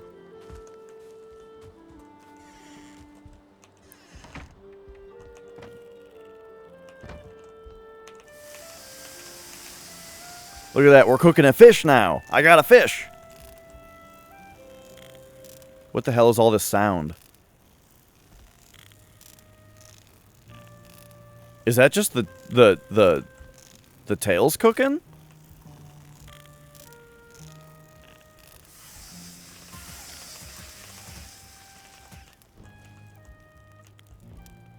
Fish takes a while to cook, but it's well, it doesn't take too long. It's very good meat. Right? We got why hello boar. What you doing there?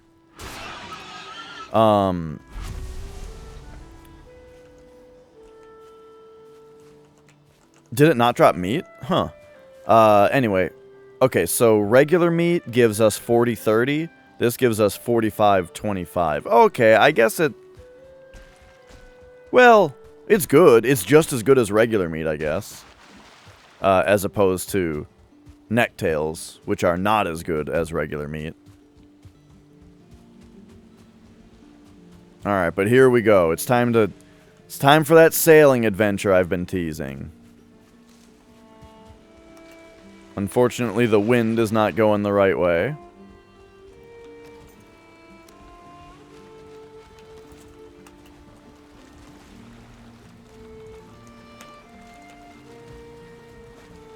But that'll be just fine. We'll just, come out here like this. Whip the boat around.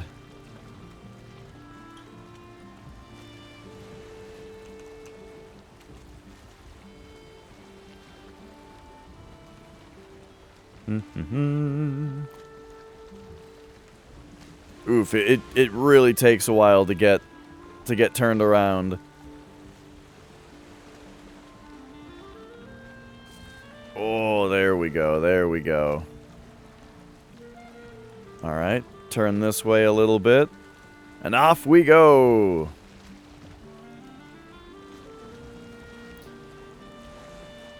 So yeah, the wind is not in our favor, but... we've got sailing to do.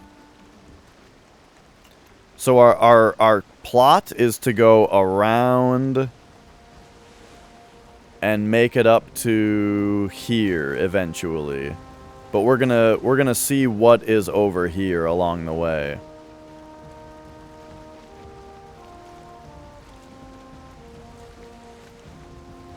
check it out. I found my own little exploit in this game. If you are sitting like you're rowing, right? Like we're sitting right now. If you press Q, which is the auto run button, okay, we've pressed Q, that's the auto run button, doesn't do anything because we're sitting. But now that we've done that, we can hold shift, and you can see my stamina going down. I'm actually getting running experience from doing this. While we're sitting down and sailing, if you just hold shift to drain your stamina bar, you can level up your running while you sail.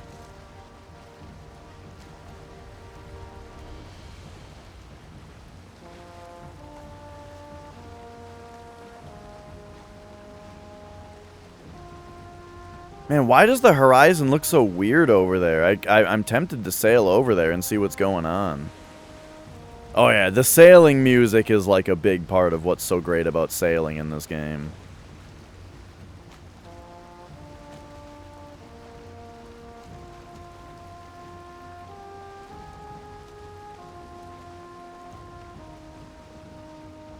Oh my gosh, we almost had wind. We almost were about to have some wind, but then the wind abruptly changed directions to be against us again as we turn.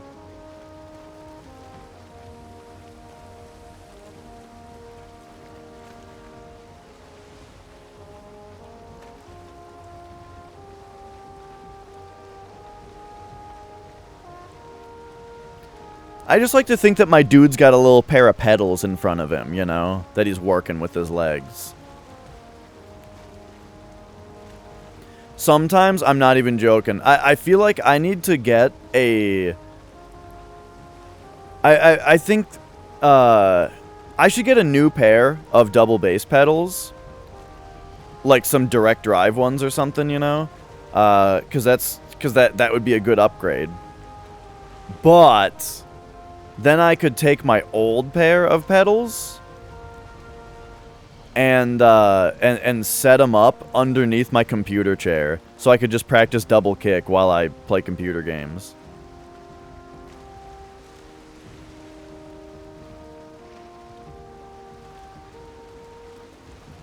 Instead, what I do is I just shake my legs all the time. You know how people it's usually treated as like an anxiety thing of like moving your legs a lot while you're sitting down. I do it specifically to work the muscles out.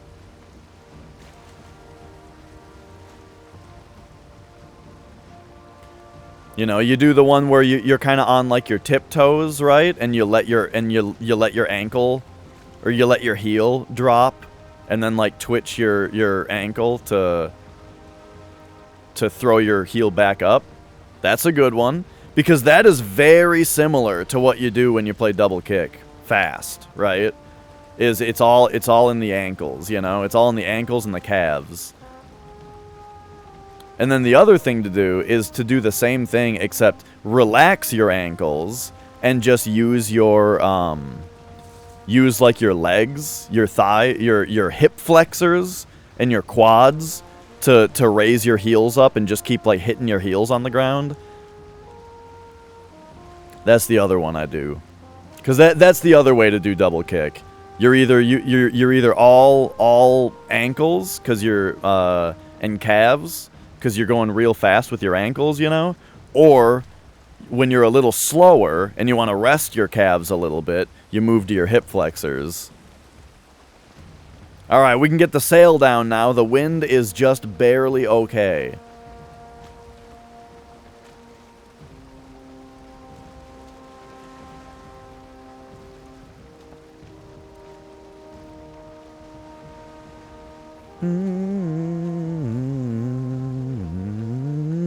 I can't really do it while I'm streaming, though, because you can hear me doing it. It makes my voice shaky.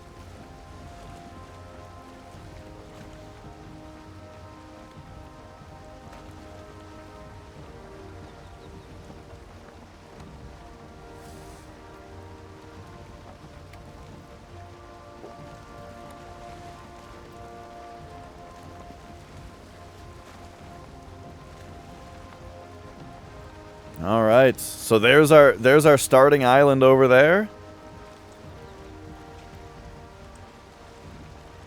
Goodbye, starting continent.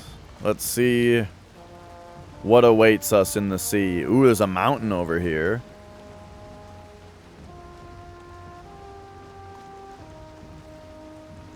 Oh man, the wind continues to be terrible because I want to come this way.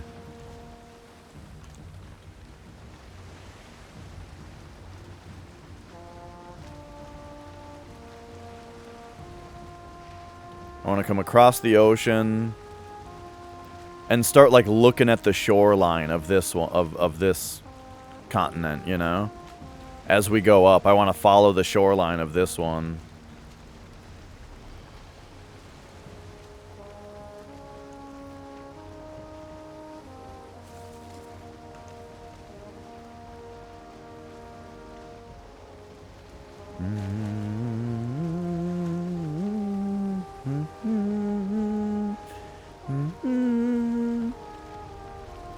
Ooh, another mountain over there.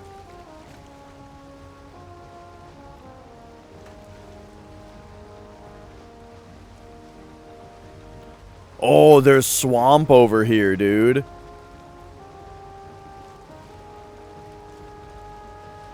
Yo. I wonder if that's going to be a big swamp. Or if it's a tiny swamp. It kind of looks like a tiny swamp because it's along the edge of a mountain. So this is probably a pretty tiny swamp.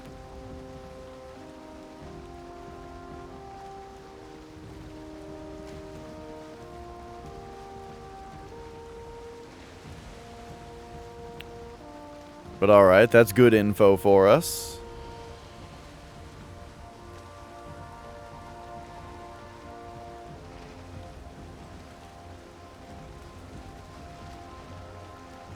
And then, once it starts to show up on the map, that's when I'm gonna go north. Because I want to get all this documented, right?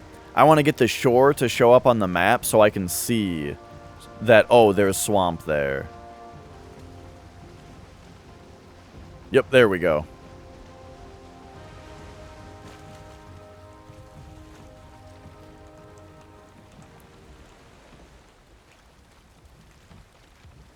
The wind is still not with us. But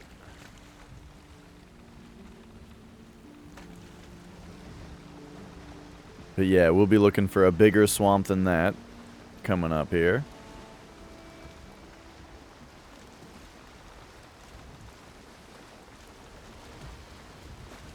Unless we can see a cave from here, but I don't see a cave.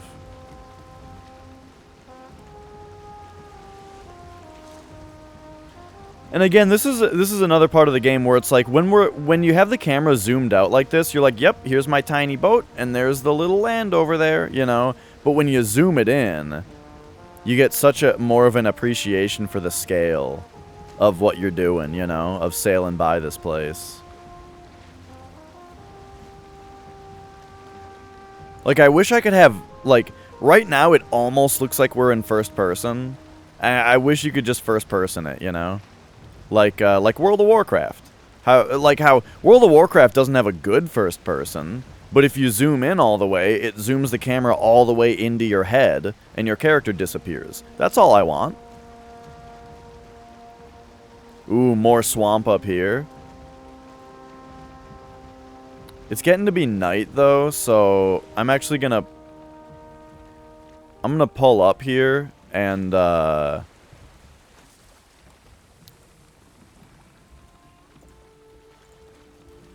gonna pull up here and make that portal. And then we will, and then we'll continue in the morning.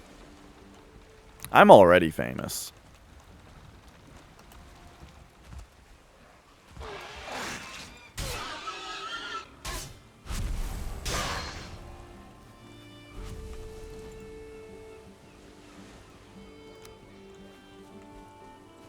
Alright. Work.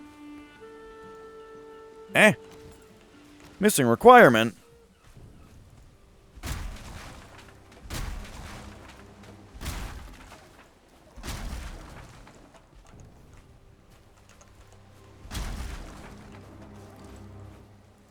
Workbench. Portal. It was tits, right? Yeah.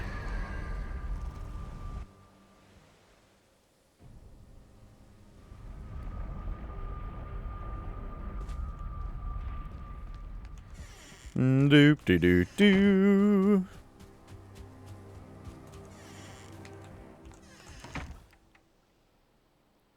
All right.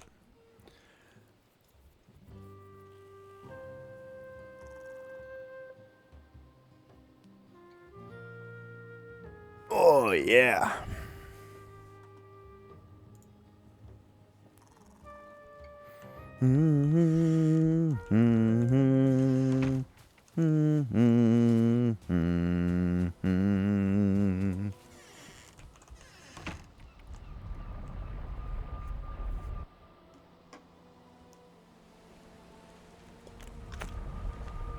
I wonder when we're gonna start being able to mine and process oil in this game, so that we can keep our doors from squeaking and slowly ruin the world.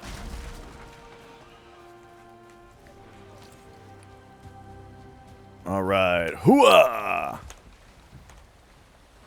Hey, we have a northward wind today.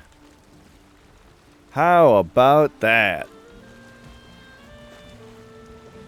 We now have pizza. Excellent.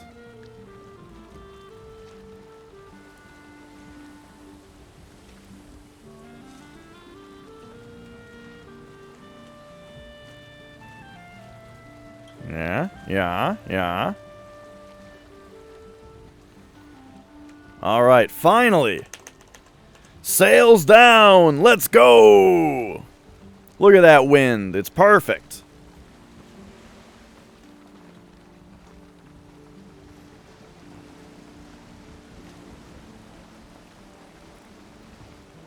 Let's go. Alright, so there's some swamp over here. I wonder if it's bigger. Like, I wonder if this swamp is sizable enough to consider coming back to. It looks decent from here, but it might be tiny. If we can spot a cave in there, then I'm happy. It looks like there might be a cave right here.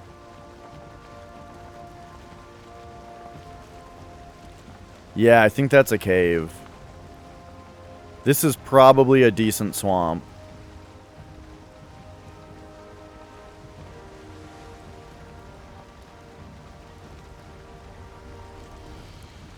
Wait. Yeah? Okay. We all got rocks.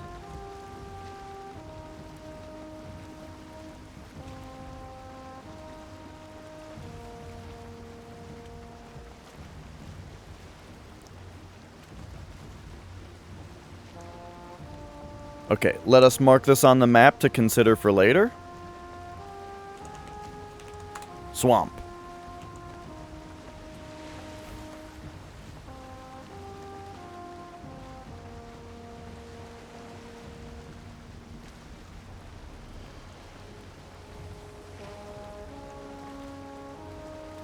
Alright. What else we got going on here? Whoa, that's a tall mountain.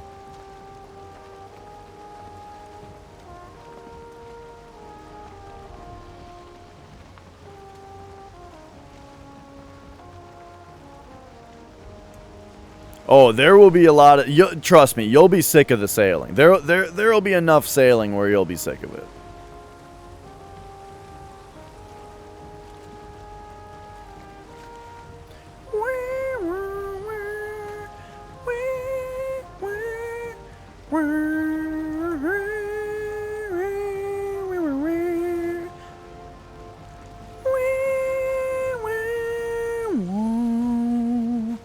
Actually, never mind. You won't get sick of the sailing because the music is so amazing.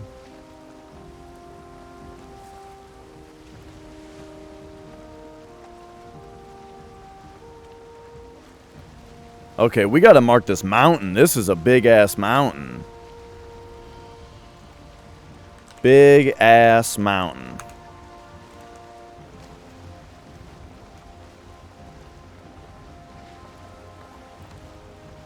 Hey, Mons.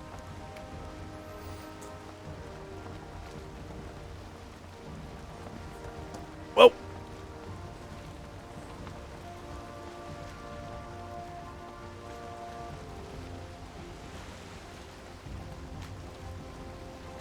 Oh, yeah. That mountain will be very good for the exploration.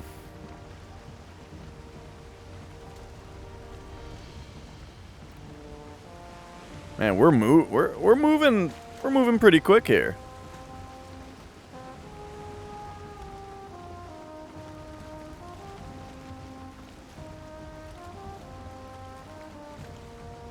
Gotta remember to be training my sprint while we go.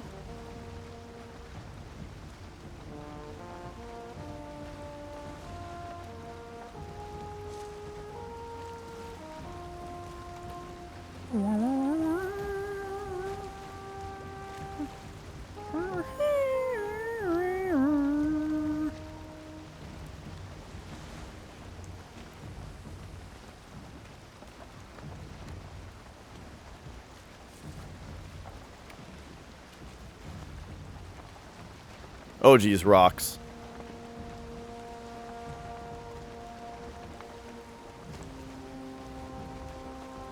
All right, nice.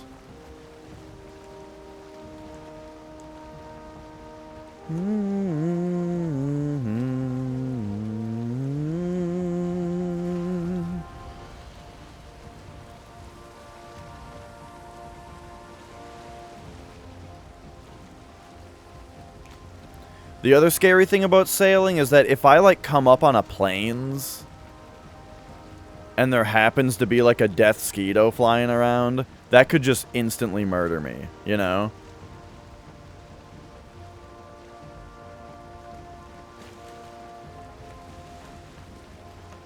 So luckily we are decked out in bronze, in upgraded bronze. Oh, you will learn of the death skeetos.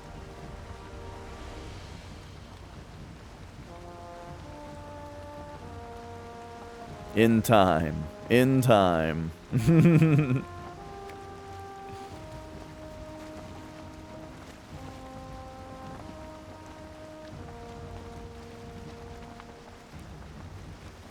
I think they nerfed them at one point. But I don't remember if I first saw them before or after their nerfing.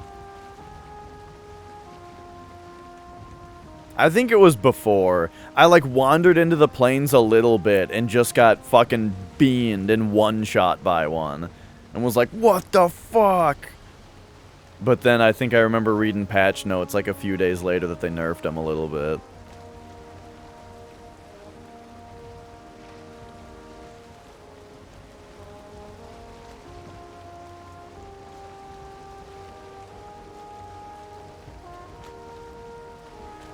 Alright, here's some Black Forest. This Black Forest is probably fucking huge. Oh, it's probably not this big, though.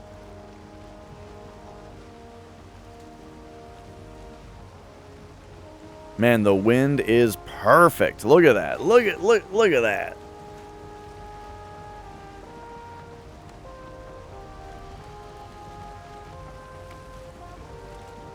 I kind of wish that this game did the Wind Waker thing, though, of having your sail be slightly transparent.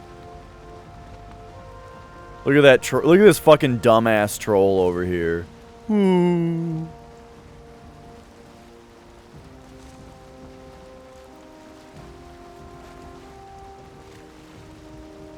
Idiot.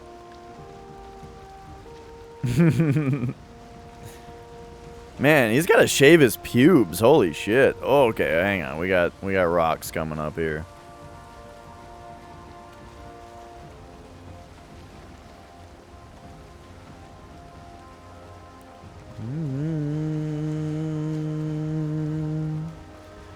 Wow.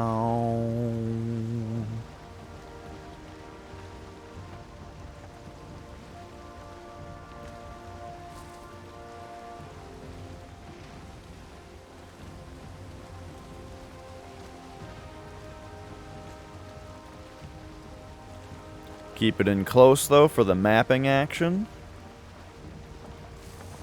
But yeah, this is just a very significant Black Forest here.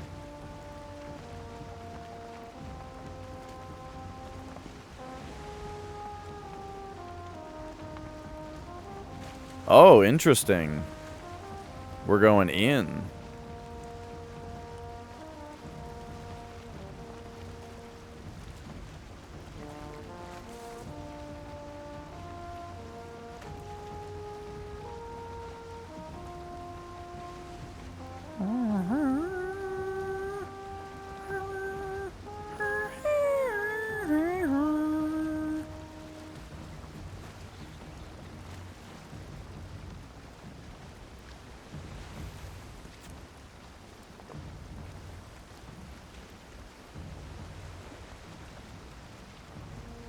Dude, this Black Forest is fucking huge.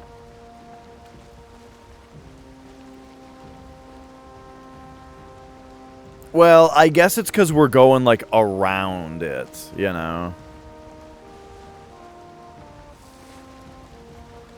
I wonder if this continent isn't even going to be connected to the Elder.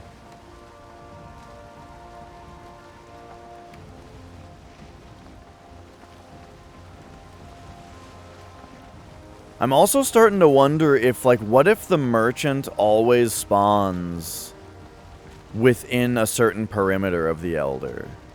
So I'm thinking about where I've seen him before. And I feel like it's always been pretty close to the Elder. Okay, here's more swamp over here.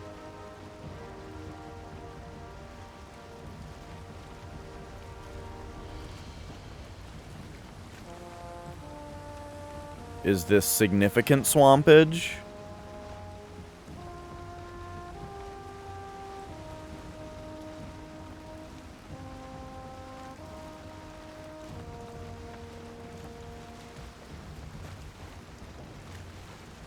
What is that? Just a little building? Oh, fuck. Oh, God, we're beaching on the swamp. Oh, no. I wasn't looking where I was going. Okay.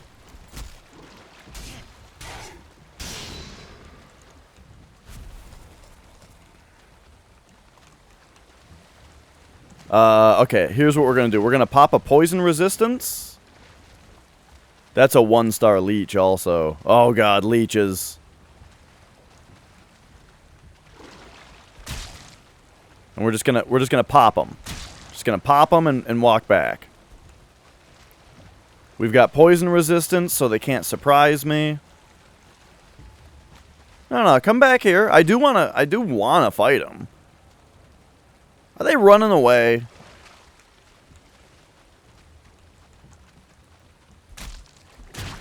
Alright, we got this one.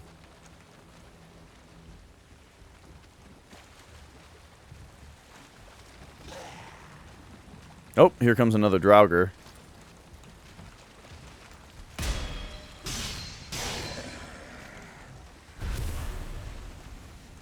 Draugrs drop entrails, which are really good because you can use... oh, here we go. Leeches are back. You can use the entrails to make sausages, which is a very good food item. Okay, there we go. They poisoned me. That's why I took the poison resistance mead. It's because that poison could just fucking kill me if I'm not careful.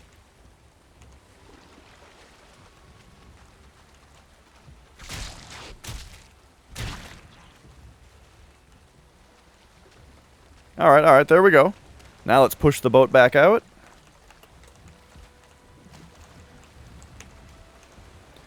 And then we have to decide whether this is significant enough swampage. Like, it looks pretty good from here. Get the sail back down. Alright, here we go.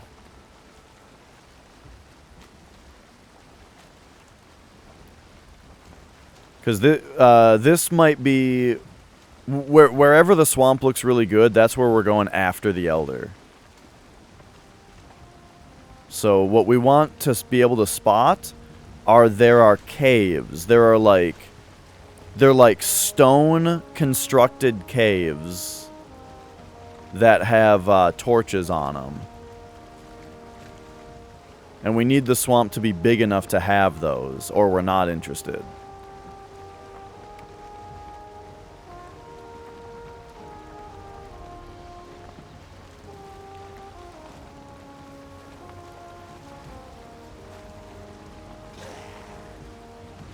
This one, I don't see any from here. And then that's the edge of it. Okay, I'll consider that swamp.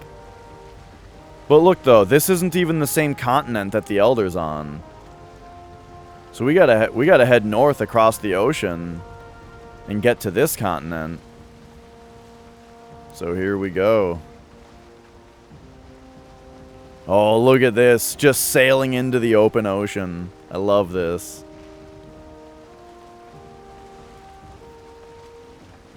Oh, hang on. We've got some land over here already.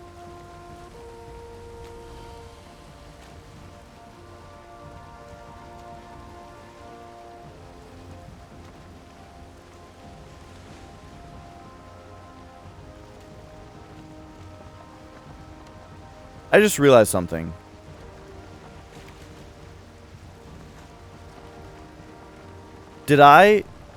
Where's the tits portal? Did I break it down and run back home? Yeah, I'm carrying the portal materials. Okay, yep.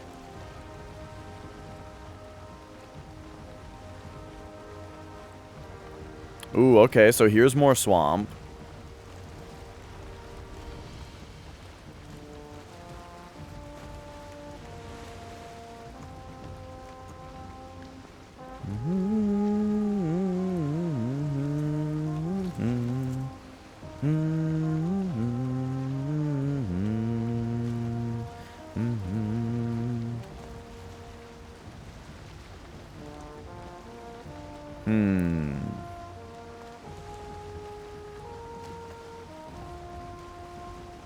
Now this is a tiny swamp.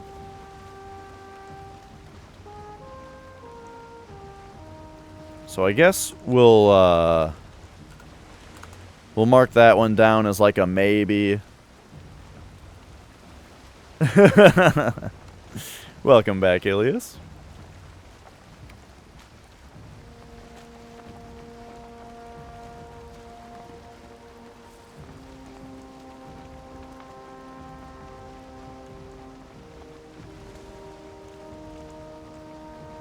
Oh man, so Popo has this like running joke where when he's done streaming, he usually hosts some kind of thought streamer, you know? And oh my god. One of the last times it was like literally just a lady in like leather lingerie standing in an ankle deep kiddie pool. And just standing there.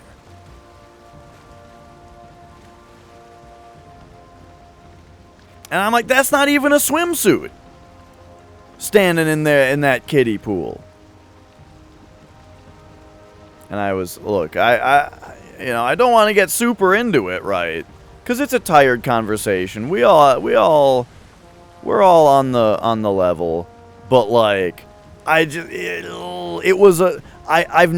not actually like browsed these streams, right? And so it was at a level of egregiousness that I was not expecting. Like it was worse than I expected. That's all I'm saying. That's true. Maybe she just couldn't afford the swimsuit, and it's my fault. I didn't think about it that way. I really didn't consider her perspective there. That's a good point. Okay, never mind. This swamp might actually be fucking huge. But hang on. No. We can just see meadow back there. Or plains? Holy shit, is that plains back there?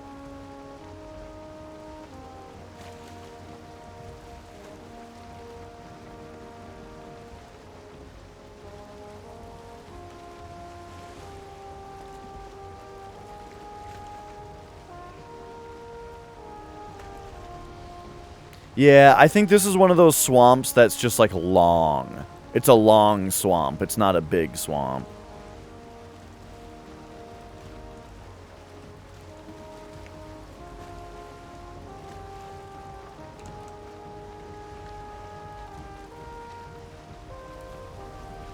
Alright, and we are back to just rowing.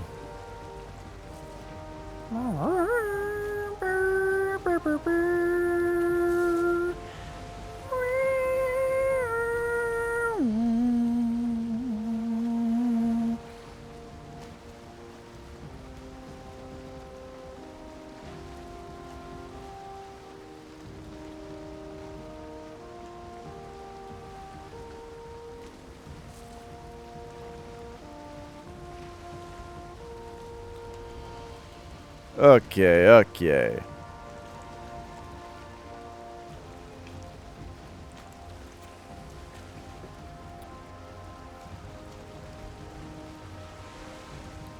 I'm thinking we're gonna park the boat up here real quick, make the portal, go home and rest, and then come back.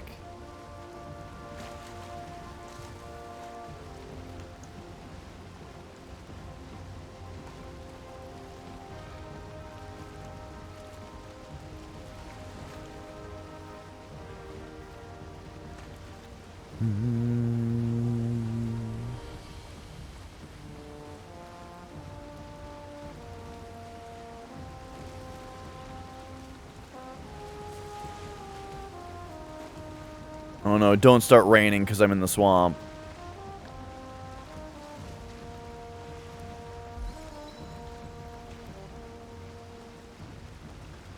Hey, my run just leveled up, what'd I tell ya?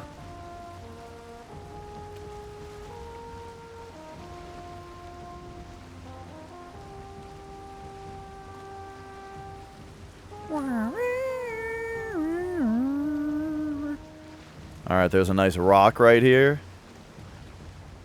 Let's pull in.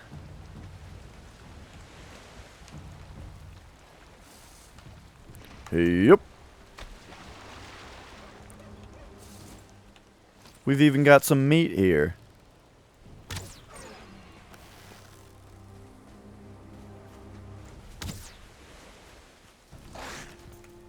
Yeah.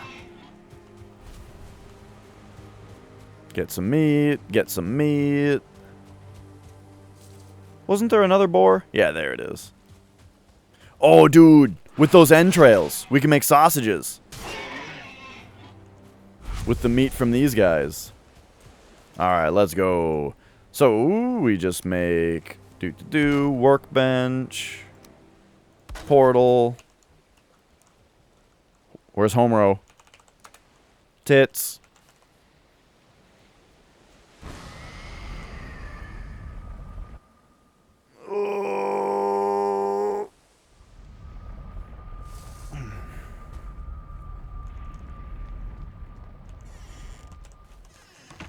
All right.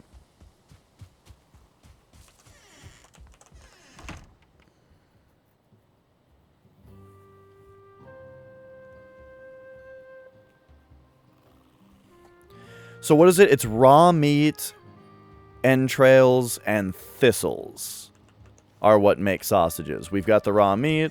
Oh, I have very few entrails though. So let's see if it works. Let's see if we can make any. Yeah, okay, it only takes 2 entrails and 1 raw meat, so we can make 4 sausages. Boom.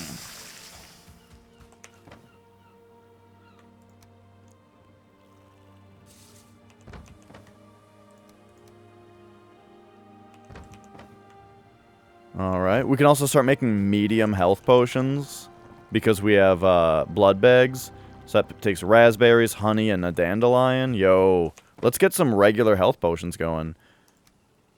Dandelion, raspberries, honey, blood bag. Craft medium healing mead base. Throw that in the fermenter. Alright, we are upgrading our shit. Look at that. Looks like the cultivator stuff can't really fit in the cauldron chest anymore. Hey, Melon. So we'll put all that in here. All right. All right. Throw that down there. Do. Put the resin away. Grab the honey from the beehives since we just used some honey. Alright, and back to adventure. And we can eat sausage now! I'm eating one. Oh, look at that health bonus it gives. Holy shit.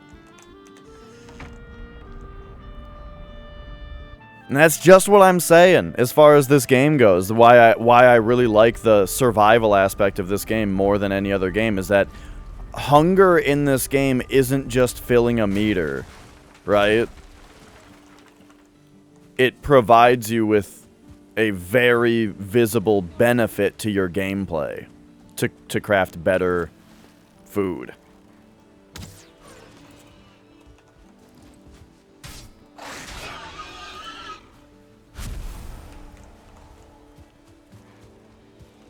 Shouldn't eat all these sausages quite yet, though, because I don't have the entrails to make any more. But alright, here we go. Oh, the wind is perfect. Hey! Oh.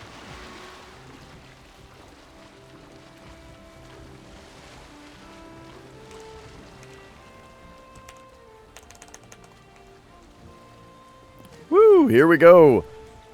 Full sail ahead. Except for this rock right here. Don't hit this rock. Oh, we're hitting the rock.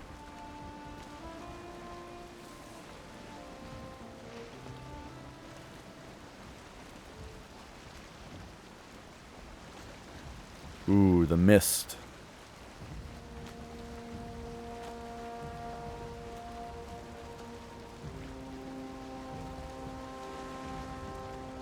I mean, I should probably just park the boat and run up to this elder, but I kind of just want to sail all the way around.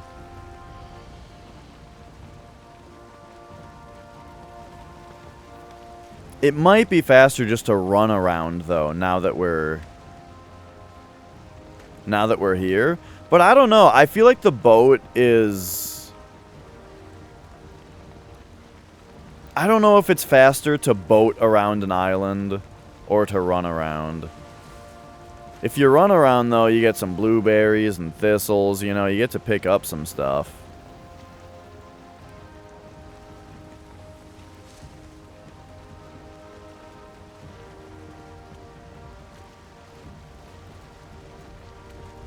You know, you get to get killed by a 2-star troll.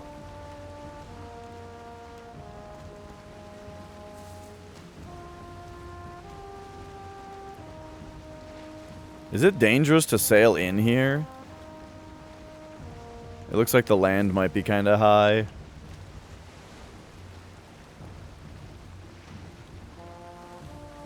Oh, we're good. It's very misty, though. Oh, God. Okay, never mind. There's a rock right there. Fuck.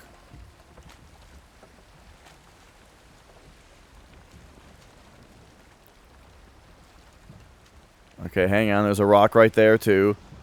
Oi.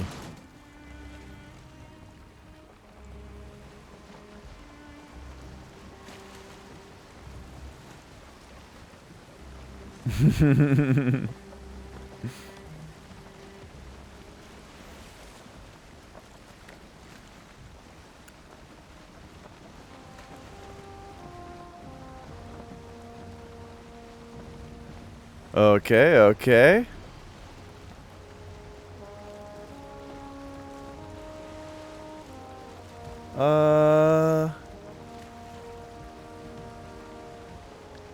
Alright, the land is getting a little complicated around here. It looks like it goes in right there, but then it comes back out over here. Merchant! Just like I said! Just like I said, he's by the Elder! This is a thing. This is a thing in the game. No, no, no. Put down the sail. Get out of here.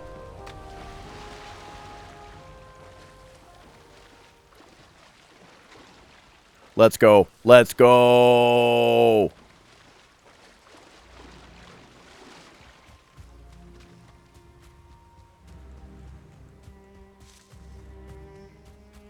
Okay, I guess he's over there.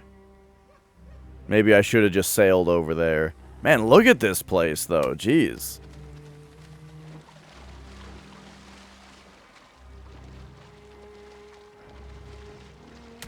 Whoa. Oh, hey, nice. Thanks for the speed boost.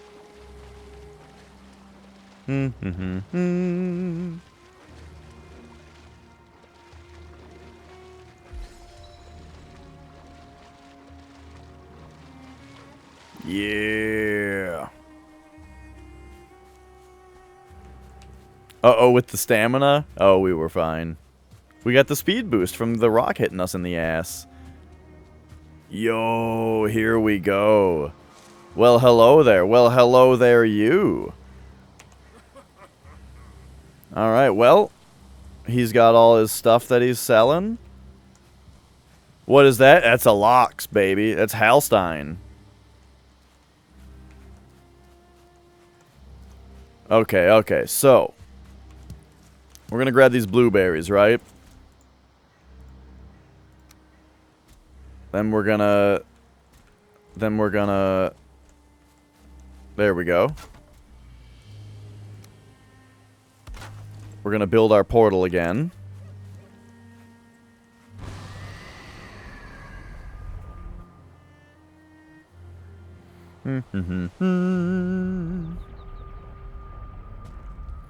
Okay, okay. Then we gotta take all our valuables. All these valuables I've been stocking up. Bloop, bloop, bloop, bloop, bloop.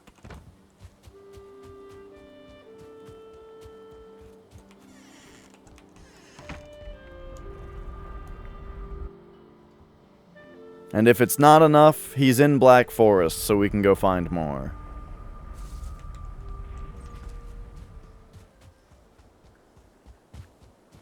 Hello. Sell, sell, sell. Okay. Yeah, oh shit. Yeah, I don't have enough. So, first thing to buy though, definitely the headlight. Boom, we got it. So now, pew, we have a headlight. And we need like 400 more gold for a,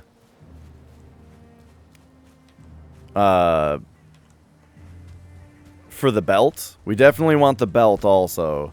So,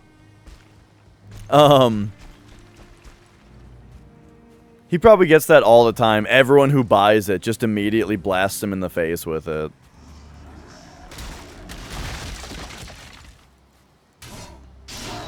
Alright, so we need to be on the lookout now for troll caves and caves. Like this one right over here. And we are going to get some money.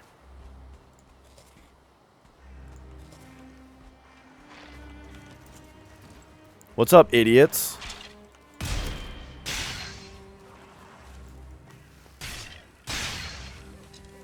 Do do do do do do.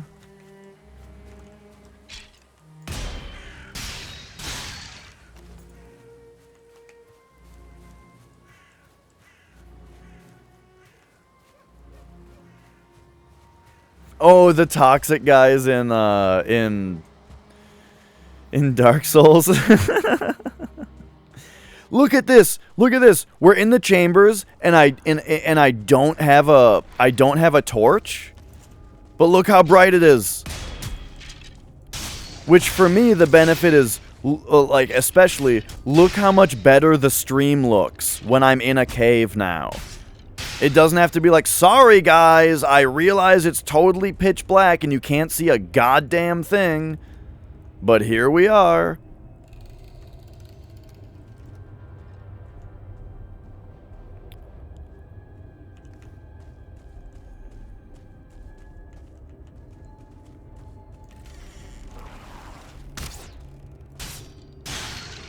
We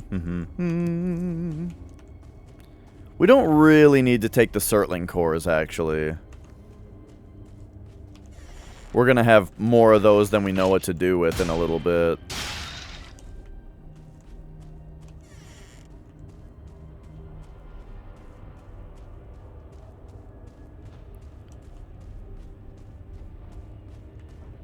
So troll caves are actually gonna be a lot better for finding valuables. But these are okay.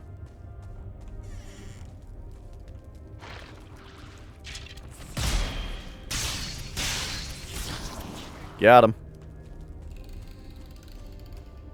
Ah, yes, though. Here we go. 20 coins. Ruby.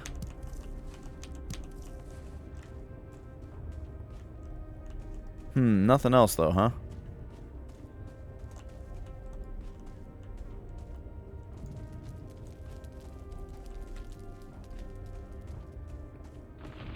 Alright, alright. Melon bought moss. Yeah, and Melon was just warning you where they were, you know? Probably don't need to take the flint head arrows. I have a bunch of bronze head arrows.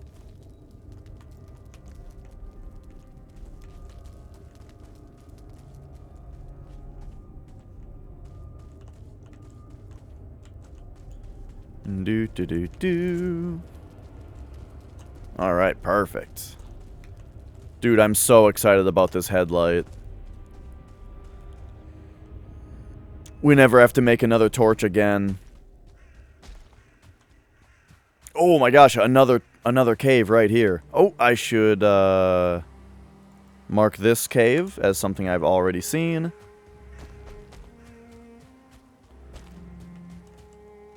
Come over here. Mark this cave. This one's a troll cave, so this one should have a lot more valuables in it. What's up, idiot?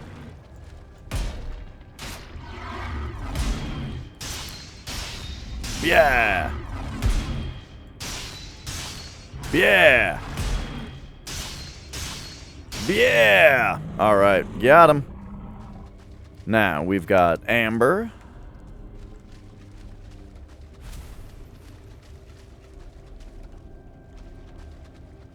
The merchant also sells,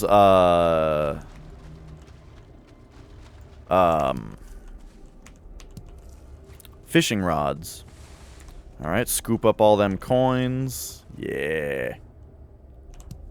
Rubies. Did I say fishing pole? Because that's what I meant. What up, Taco?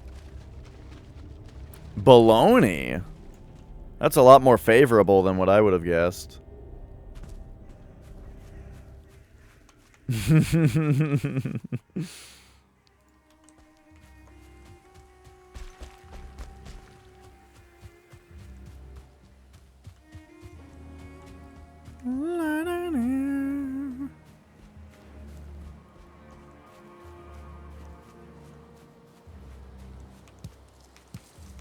You don't feel rested anymore.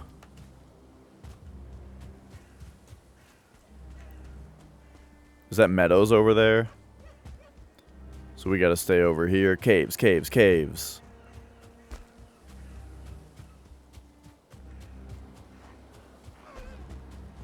More caves, more caves.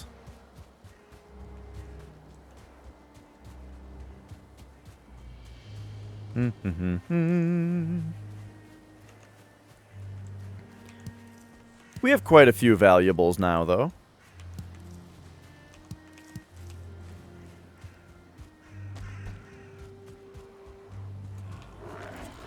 Oh, geez.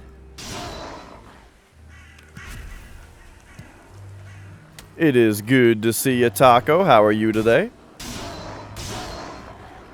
Boom, got him.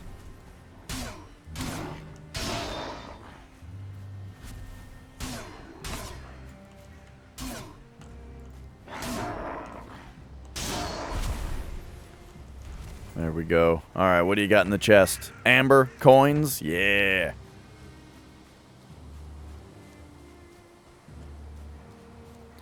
Get that stamina back.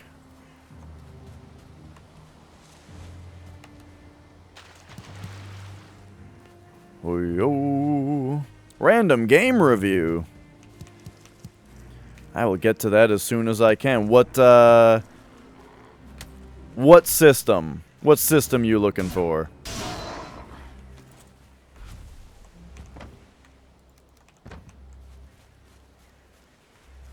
PlayStation 1.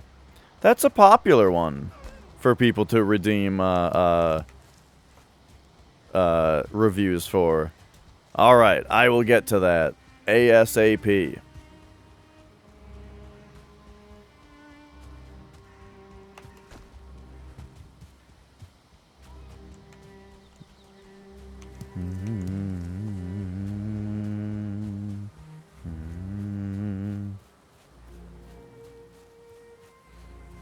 Do do do do do do do.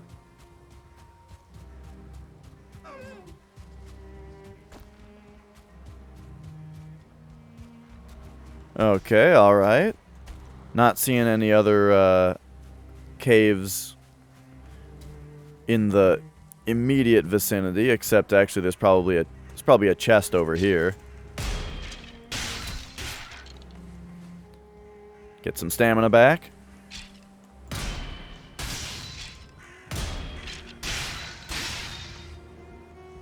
What are these guys doing?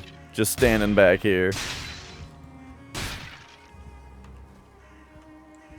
Oh shit, look at this. Another elder tablet.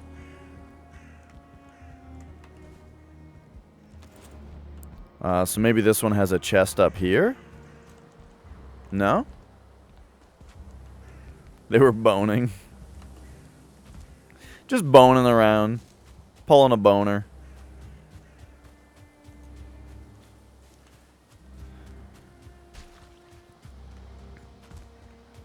Doing the leg workout, eating. Sounds good. Enjoy.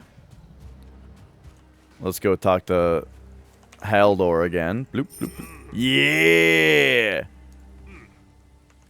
We do still need a little bit more money for the fishing pole, though.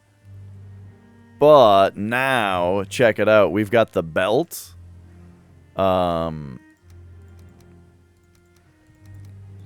Which, boom. Now we can carry 50% more. 50% more weight. That's why it's so important to me to find the merchant before we get to the swamp. Is now we can carry 50% more iron. Or maybe, you know, up to, like, double the iron if you consider how much of our inventory space is taken up by non-iron stuff.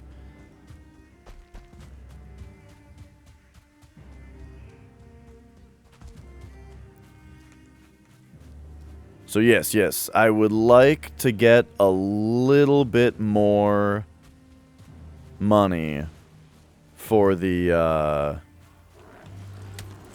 fishing pole. I did make some sausages. Hell yeah, you can see them blinking on the bottom left right now.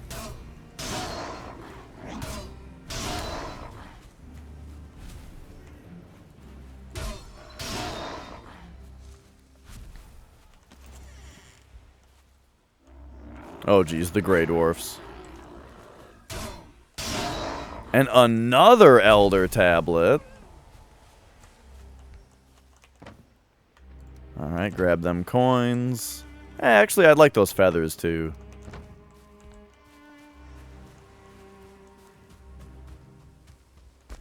It's getting a little late.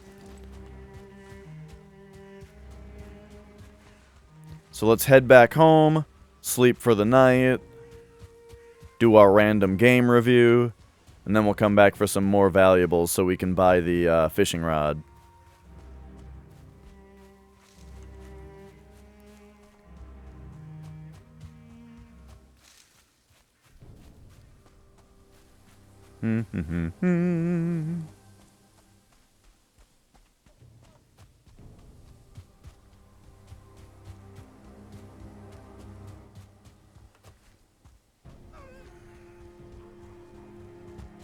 Where's the portal? Oh, they broke my workbench that was next to it, though.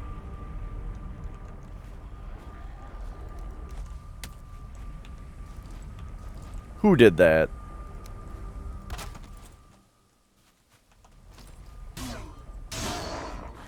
Actually, I think it was on the other side, wasn't it? Yeah.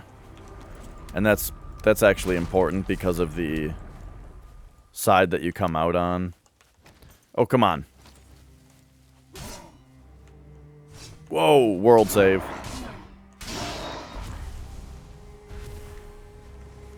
Alright, once again, we gotta get rid of, yeah, like Grey Dwarf Eyes. There we go, there we go. Wait, where's that wood? There it is. Bloop. Okay, and then we can repair the portal, since apparently it's getting wailed on. Ooh. I only had enough entrails to make 4 sausages, though, so I kind of don't want to use them until I have to, or until I can make more. Alright, so here we are in shelter. I'm gonna run to the bathroom quick and then grab a random PS1 game. Actually, we can choose our random PS1 game right here. If we go, like... I estimate I've probably got, like 30 PS1 games, and I'll start in the middle, right? So it's extra random. And we got 7. Alright. So I'll start in the middle and go 7 games in.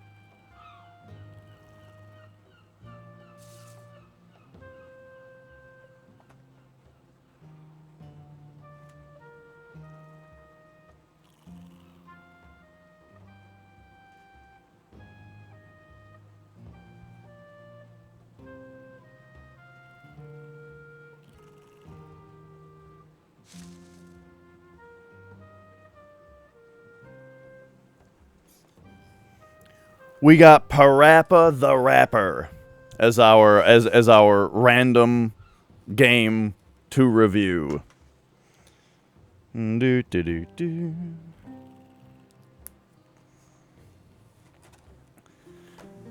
So Parappa the Rapper, when I was younger, we had a demo of it. I think a lot of people had the same demo that we did. It was where you are learning karate from the Stinky Onion guy. You know, kick, punch, it's all in the mind. This game, Kedrick, Valheim, here, let me find out how best to answer that.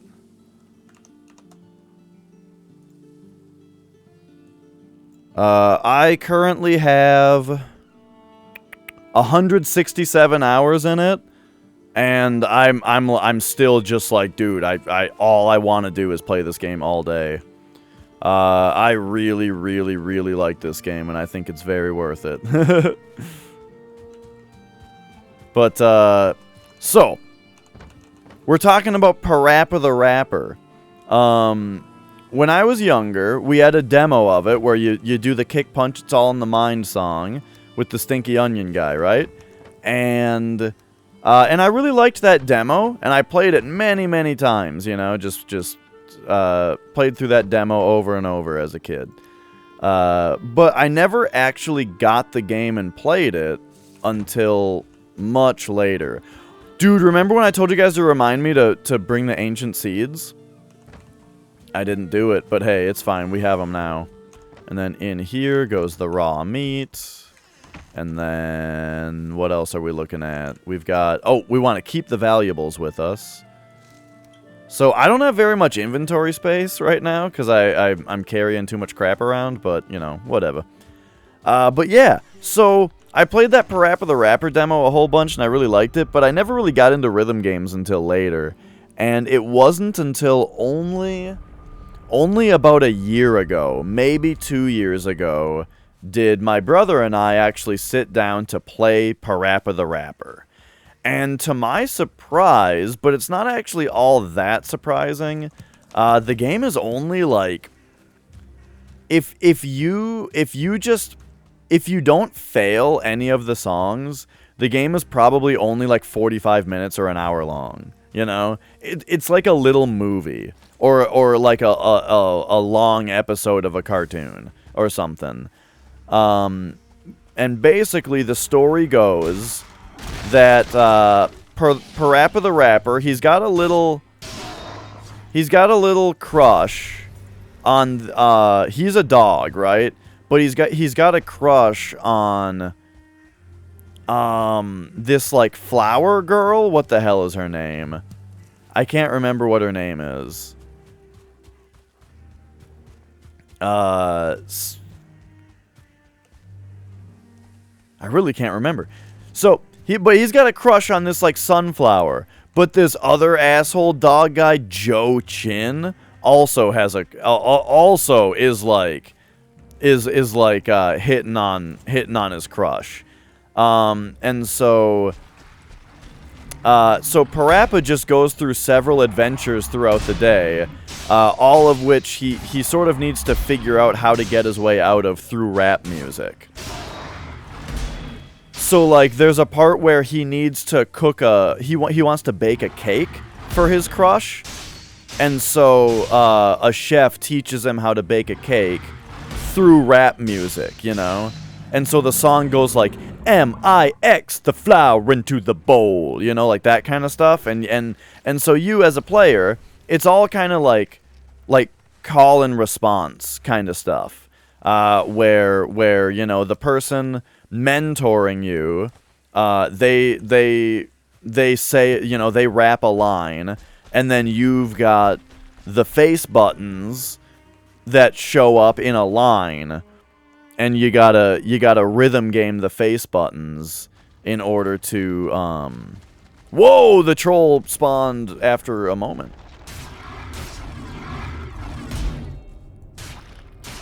You've got to call and you know you've got to respond to their rap line, and the better you do, the better you do. There's one where like you're taking a driving exam to learn to get your license so that you can go out on like a, you know, on like a steamy date. There's one where you got to bake the cake. There's one where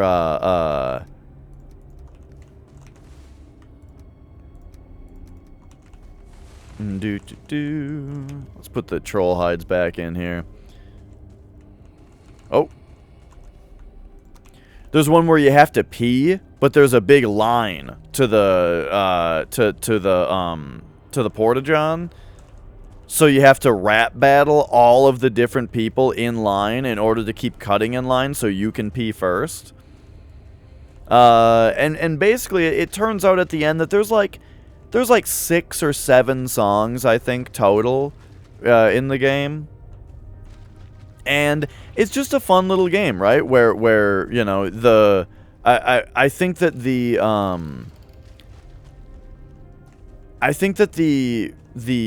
game of like the call and response rapping is generally pretty fun. And the songs are surprisingly great. I really like the different I really liked the different songs that you do with the people throughout.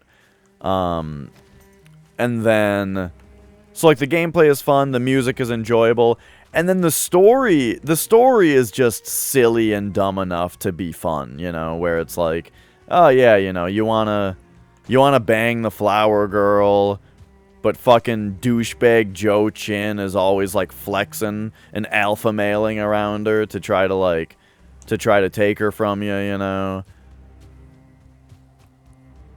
It's a story we can all relate to. So I would recommend that you play Parappa the Rapper, you know. I would recommend it. It is very short though, so like I wouldn't recommend like spending a lot of money on it. But I would recommend playing it. Oh, we got another troll cave. Let's go.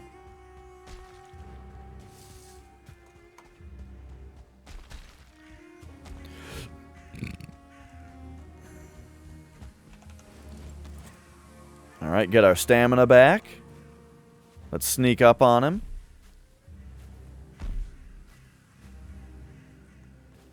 Oh yeah. Oh yeah, get him in the butt. That didn't work. Hoop!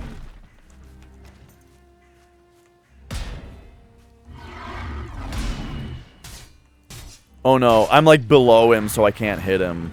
There's like a weird thing with that in this game.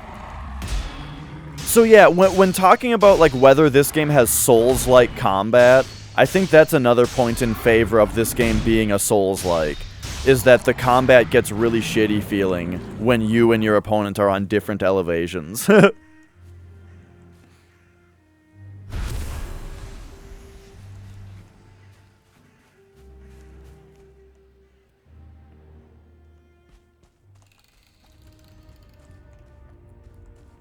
God damn it!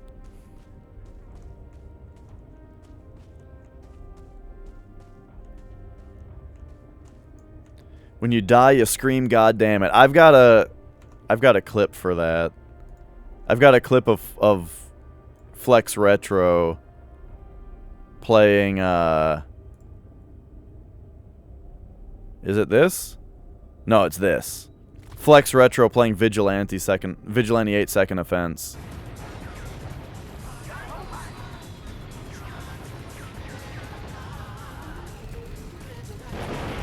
God damn it!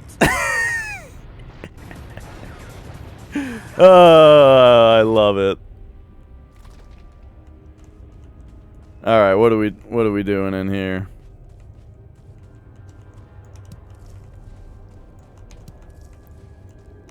We got rubies, we got amber pearls. Hell yeah, dude.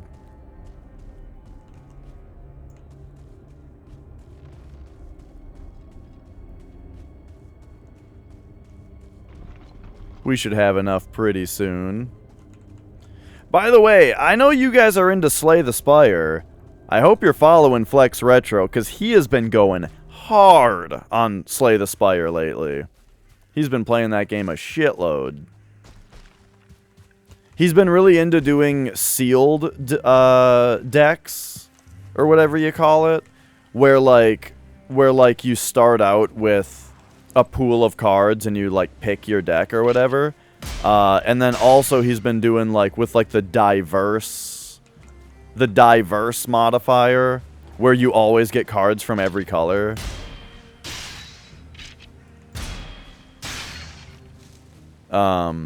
So yeah, that's how he's been playing it recently, is just cards from every color.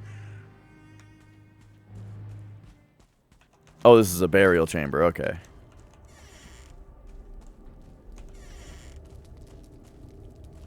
Oh, ghost. Oh, no, that's a skeleton pile. Evil bone pile. Alright, here we go. Bloop, bloop, bloop. Oh, we don't have room for these? Let's get rid of Grey Dwarf Eye, and I guess the carrot seeds?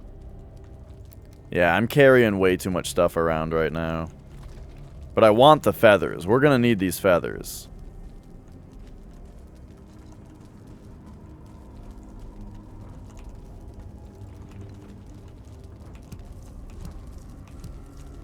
Don't need the Surtling cores.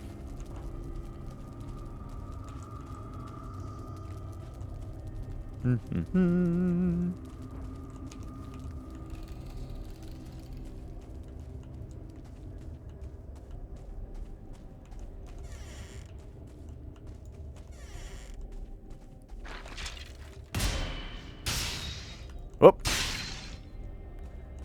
Man, this headlight is such an improvement. Love that merchant.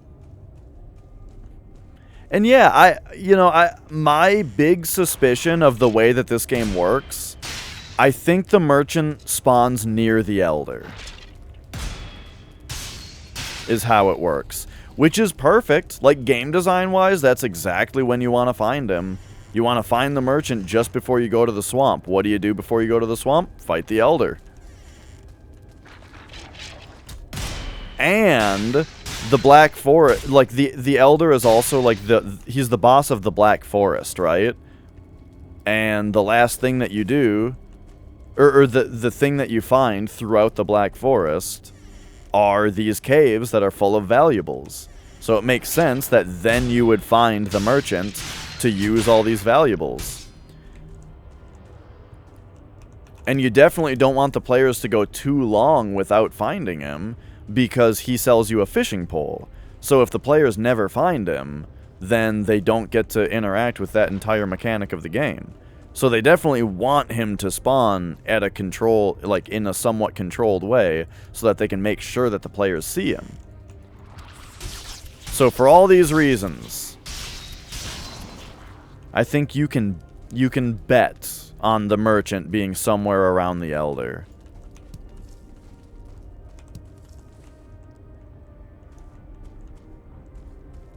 Alright. There were a lot of valuables in here. I think, I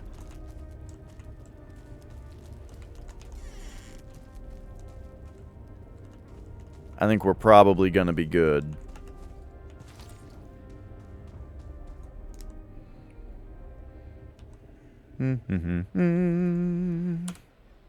Whoops. I forgot to mark all the caves I went into.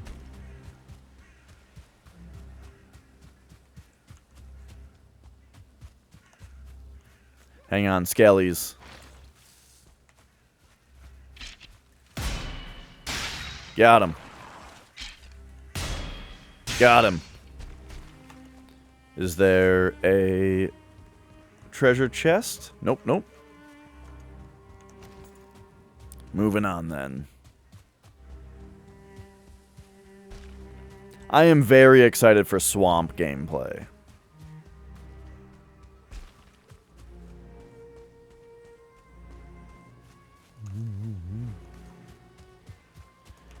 And if I'm going to be taking up inventory space for thistles, I better be grabbing them.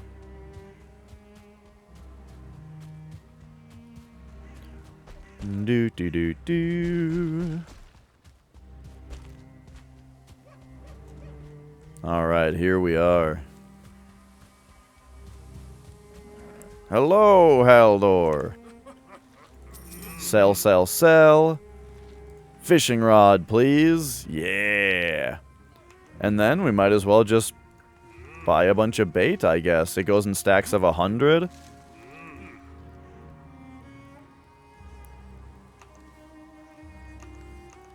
Oh, this is interesting. He won't sell to us because we don't have inventory space, even though it would actually just stack up with this one and not take up inventory space.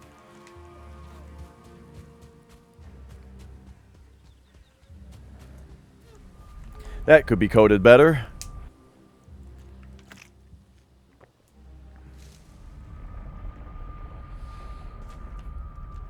Alright, there we go. So now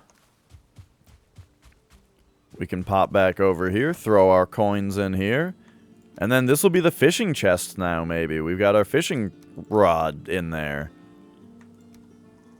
I mean, how much does this weigh? 1.5? We could just carry it around, but I don't want to carry bait around all the time. So,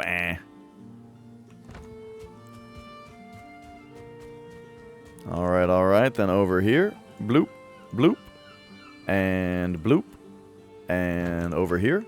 Bloop, bloop. Alright. Let's make some more jam.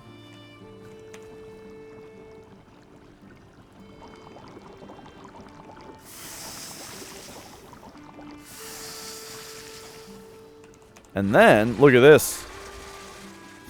Boom! Medium healing potions done. Instead of these shitty small healing potions I was using before. Which are pretty worthless. I should probably just throw them away, but I'm going to put them in the chest here. Yeah. And what do we need to make those? We need raspberries, actually, to make those. Blood bag, raspberries. Thistles, maybe. And honey. Maybe not thistles. Let's take a look. Medium healing. Oh, dandelion. That was the other thing. So, I should probably get some more raspberries. I never thought I'd be running low on raspberries, but here we are. I haven't been spending any time in the meadows recently. And when I was probably running past raspberries going, I've got 1 million of those. So since it's almost night, let's just take a little run around for some raspberries. And then in the morning, I think we're going to go fight the Elder. I think tomorrow is Elder fight day, because we're all prepared. We got everything we need.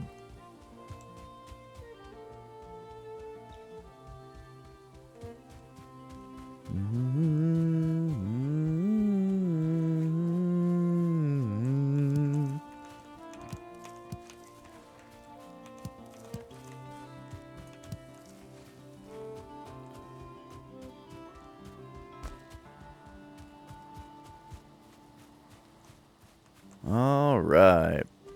Looks like there's some up here too.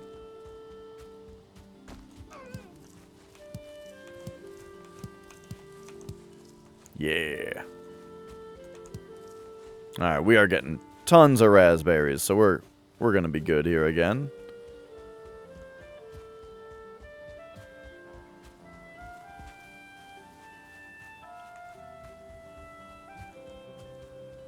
Ooh, and then places like this usually have a bunch.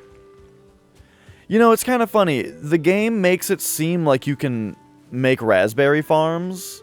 Because there's always these, old villages that you can find of, oh, it looks like people used to live here. And they've always got these patches of raspberry farms. That's like, what the hell? Can we plant these?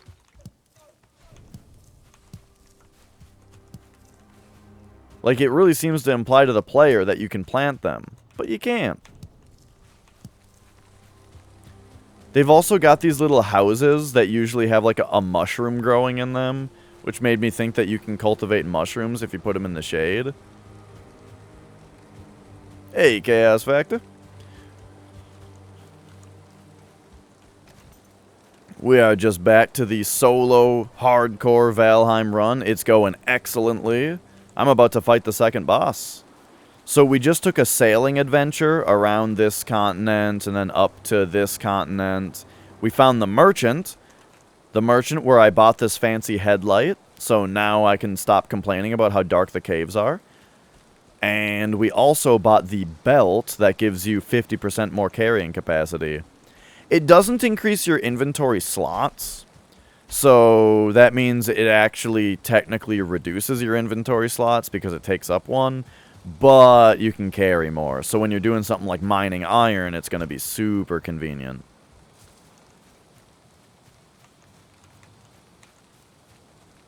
And we got a fishing rod, so maybe we should do a little bit of fishing also.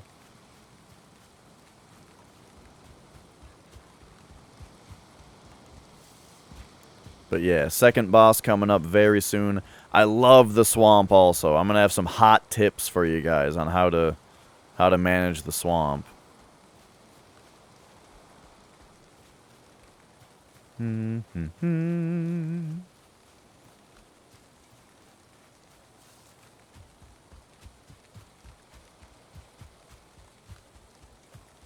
alright, first though, back in here.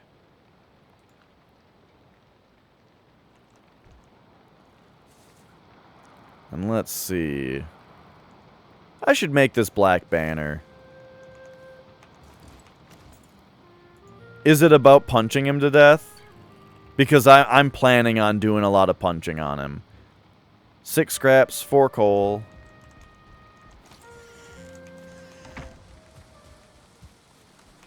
Let's see. Sorry if I ruined your story, Taco. 2 fine wood? Oh, no. Okay. Your friend went to a spawn, leveled all the land. Oh, dude, yeah. That's going to be one of the strats. That's what Nicole and I did. You take, before you spawn him, you take your hoe out and you level out all the land. Okay. You're going further, though. We leveled out all the land just so that, you know, he's easier to fight. Alright. Boom, putting that there. Does that raise our comfort? Yeah, now we have 9 comfort with the black banner.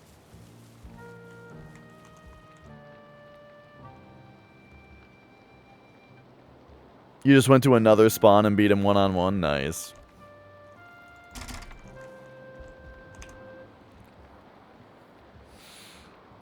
I'll be one-on-one-ing him. We're going to use some poison resistance. We're going to punch him a lot. It should be good.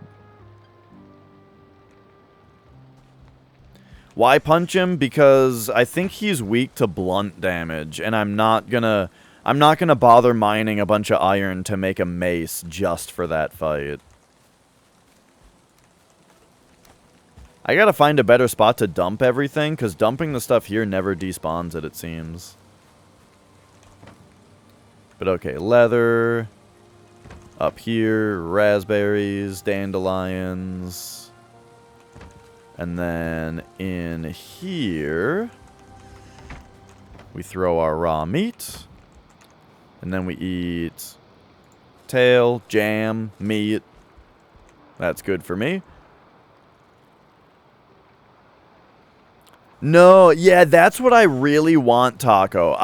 I don't need, like, I just want something in the game that allows me to just destroy items, you know?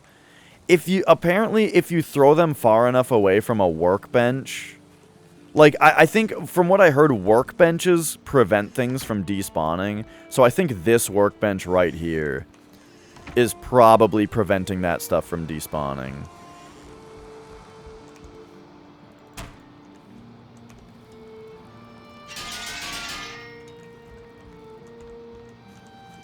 Oop. Alright, back out here. I was talking about fishing a little bit, but let's just wait until after the Elder fight. So here we go. We're all rested up. Uh-oh. That's right, you're supposed to destroy the workbench last.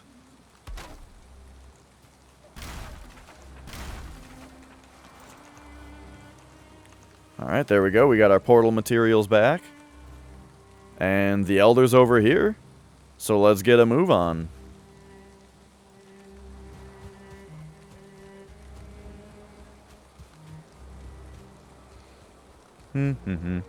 Oh, you know what, though? We should sail over there. Or at least mark where the boat is. Where's the boat? Is the boat doing okay? Okay, there it is. Alright, I'm going back over to the boat. So I've got a portal back at home with the code name, and then I carry around the materials for a portal. So whenever I want to go back home, I just build a workbench, which lets you build a portal, and then teleport back home. And then when I teleport back to here, if I want to get a move on, I break the portal back down to get the materials back. You just have to break... What I mentioned about breaking the workbench down last, though, is just because you need a workbench present to break other things down. So if you break the workbench down first, then you can't break the portal down because there's no workbench. That's all. Hey, oh, jeez.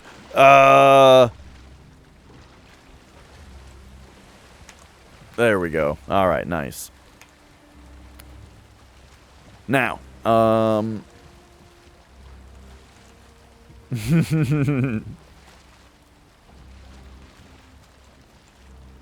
no, yeah, nothing like that.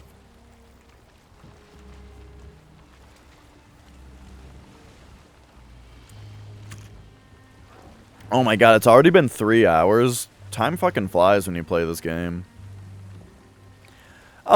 No, I did not come as close to dying as it looked like there. If you run out of stamina in the water, your health just starts draining.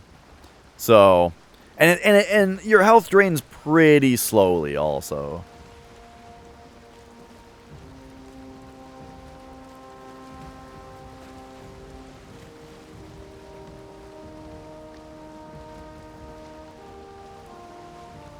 Okay, I'm gonna take the boat, put it over here.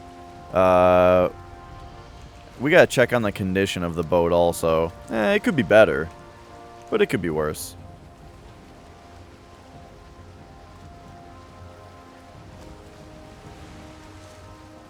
Maybe we'll park it on this rock over here.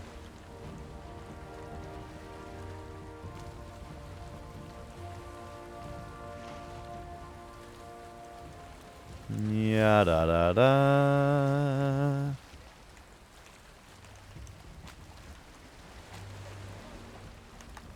There we go. Build a workbench. Repair the boat. Break the workbench back down.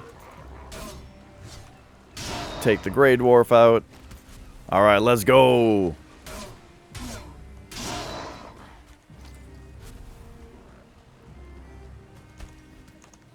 It's elder fighting time. So speaking of which, let's equip our fire arrows so I don't forget to do that.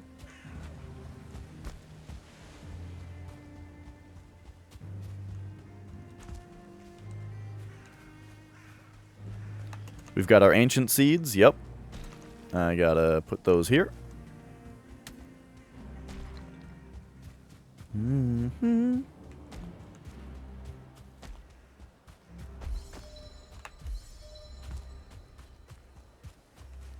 Oops.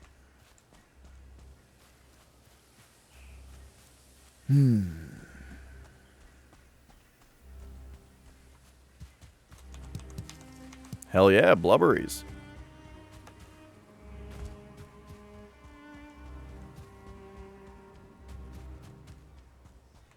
Been playing Skyward Sword? Nice. How do you like it? That's one of the only Zeldas I haven't played. I don't even think I own it. I'm pretty sure I don't even own it. I don't have a lot of Wii games, though. It's okay? Yeah.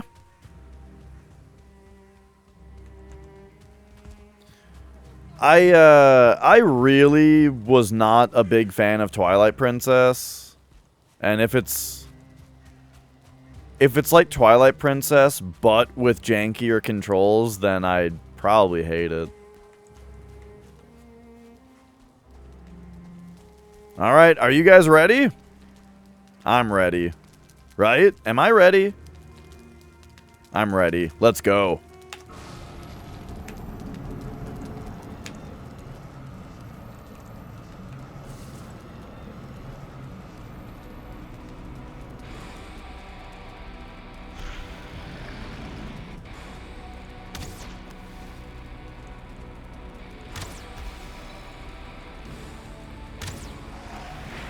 Alright, he's raising roots.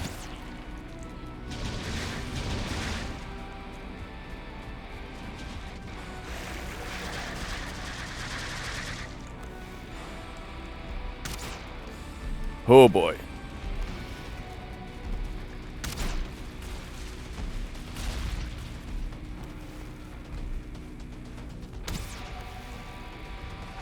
Yeah, the dog stuff in Twilight Princess is real bad, I think.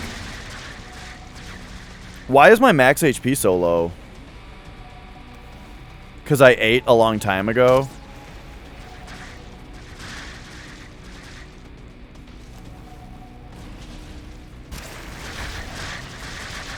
I'm dead!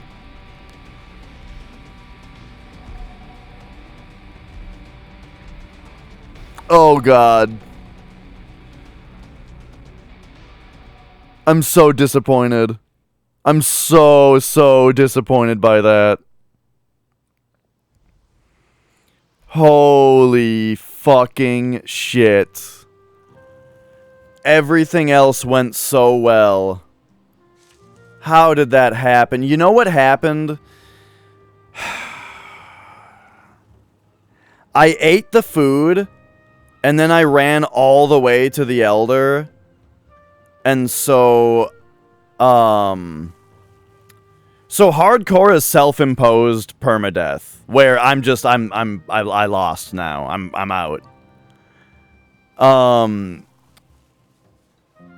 So problem with all of this is oh man. Oh man. So here's what happened.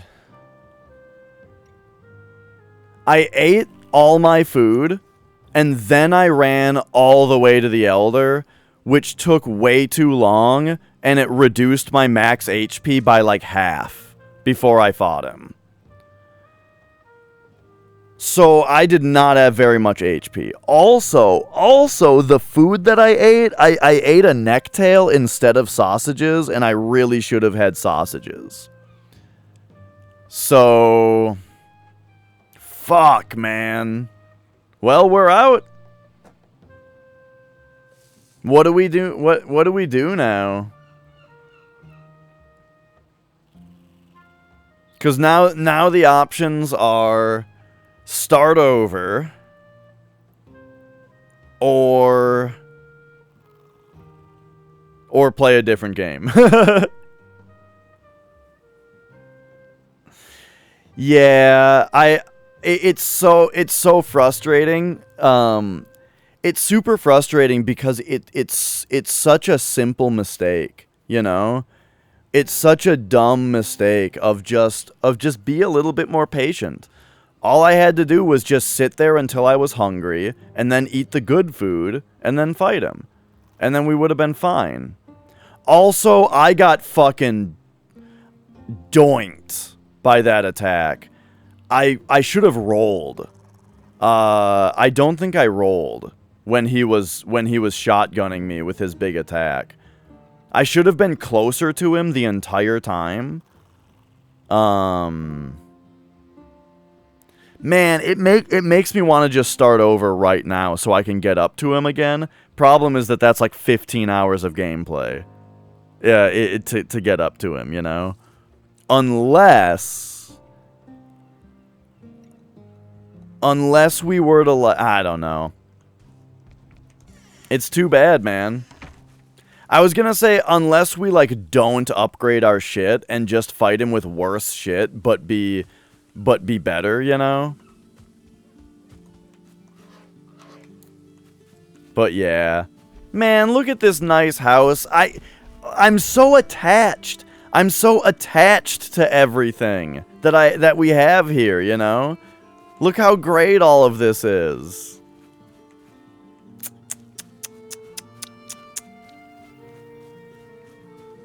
I ruined it, though. Ruined it. Dang, dude. Dang, that's so rough. Yeah, exactly. Exactly.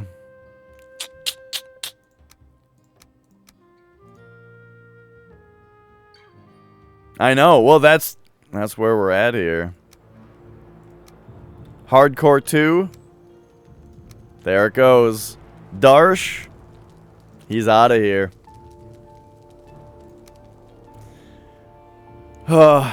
Too bad, man. Too bad. So, real question. the real question is what we do. What we do with the rest of the day. We could play more GTA 4.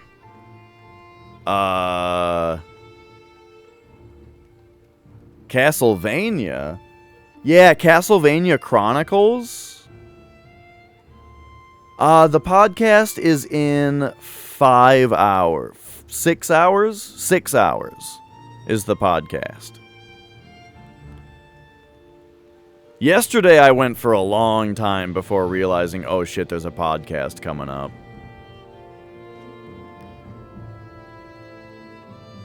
So yeah, real choices here are GTA 4. Dude, I'm into this now. I feel like we should start Valheim again tomorrow. Is kind of what I'm thinking. I think we start a new hardcore run tomorrow.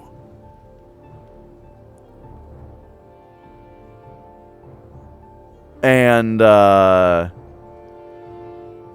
it'll be more of a, like, what do we do though? What can we do to speed it up? I don't know. Cuz I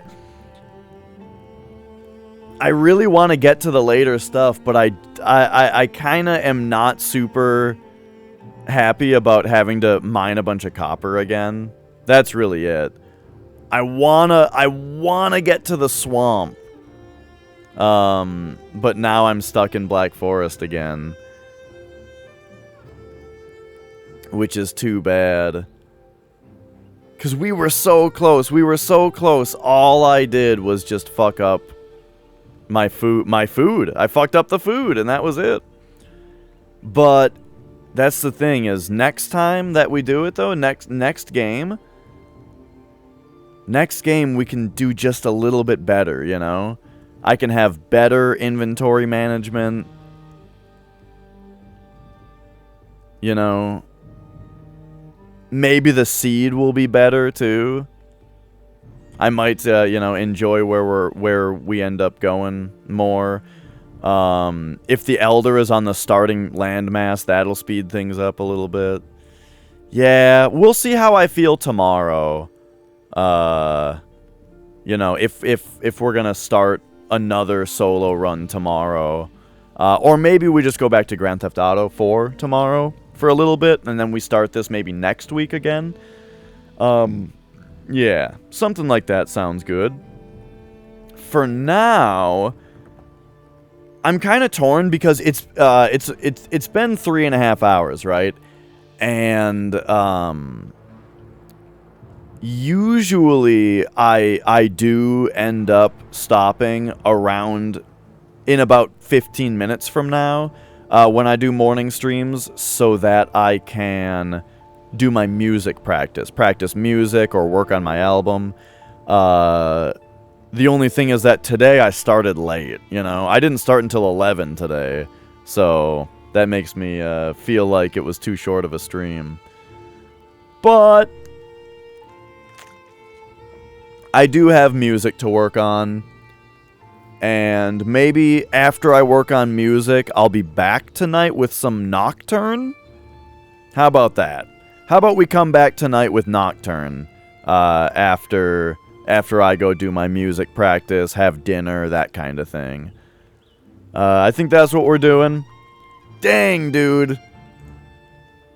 Too bad. Man, the Elder, dude. The Elder killed me. I was afraid of that shotgun blast. Let's talk about it a tiny bit more. The Elder does that shotgun blast with his roots, which is really, like, it's super scary. But when I fought him on my offcast solo run, it didn't kill me. Like, it wasn't as scary as it looked right there.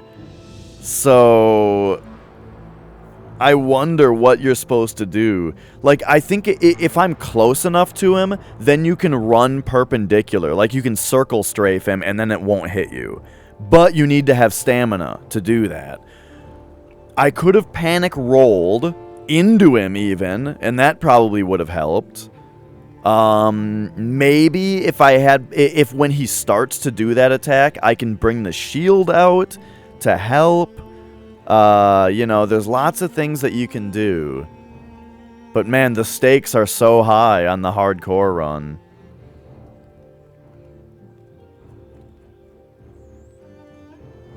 Really, the only thing that I'm actually like straight up bummed about is the idea of having to mine all that bronze again. So maybe we can find a way to mitigate that. I can't think of it though. I need all of those tools. I can skip the cultivator, and that saves us like 15 bronze, right? But I want the armor, I want the shield, and the sword, and the pickaxe, and the axe, you know? So we need a lot of bronze to do that. But hey, that's what's so good about live streaming, is that, yeah, it's gonna take a while to get all that again, but at least I'll have you folks to chat with while we do it.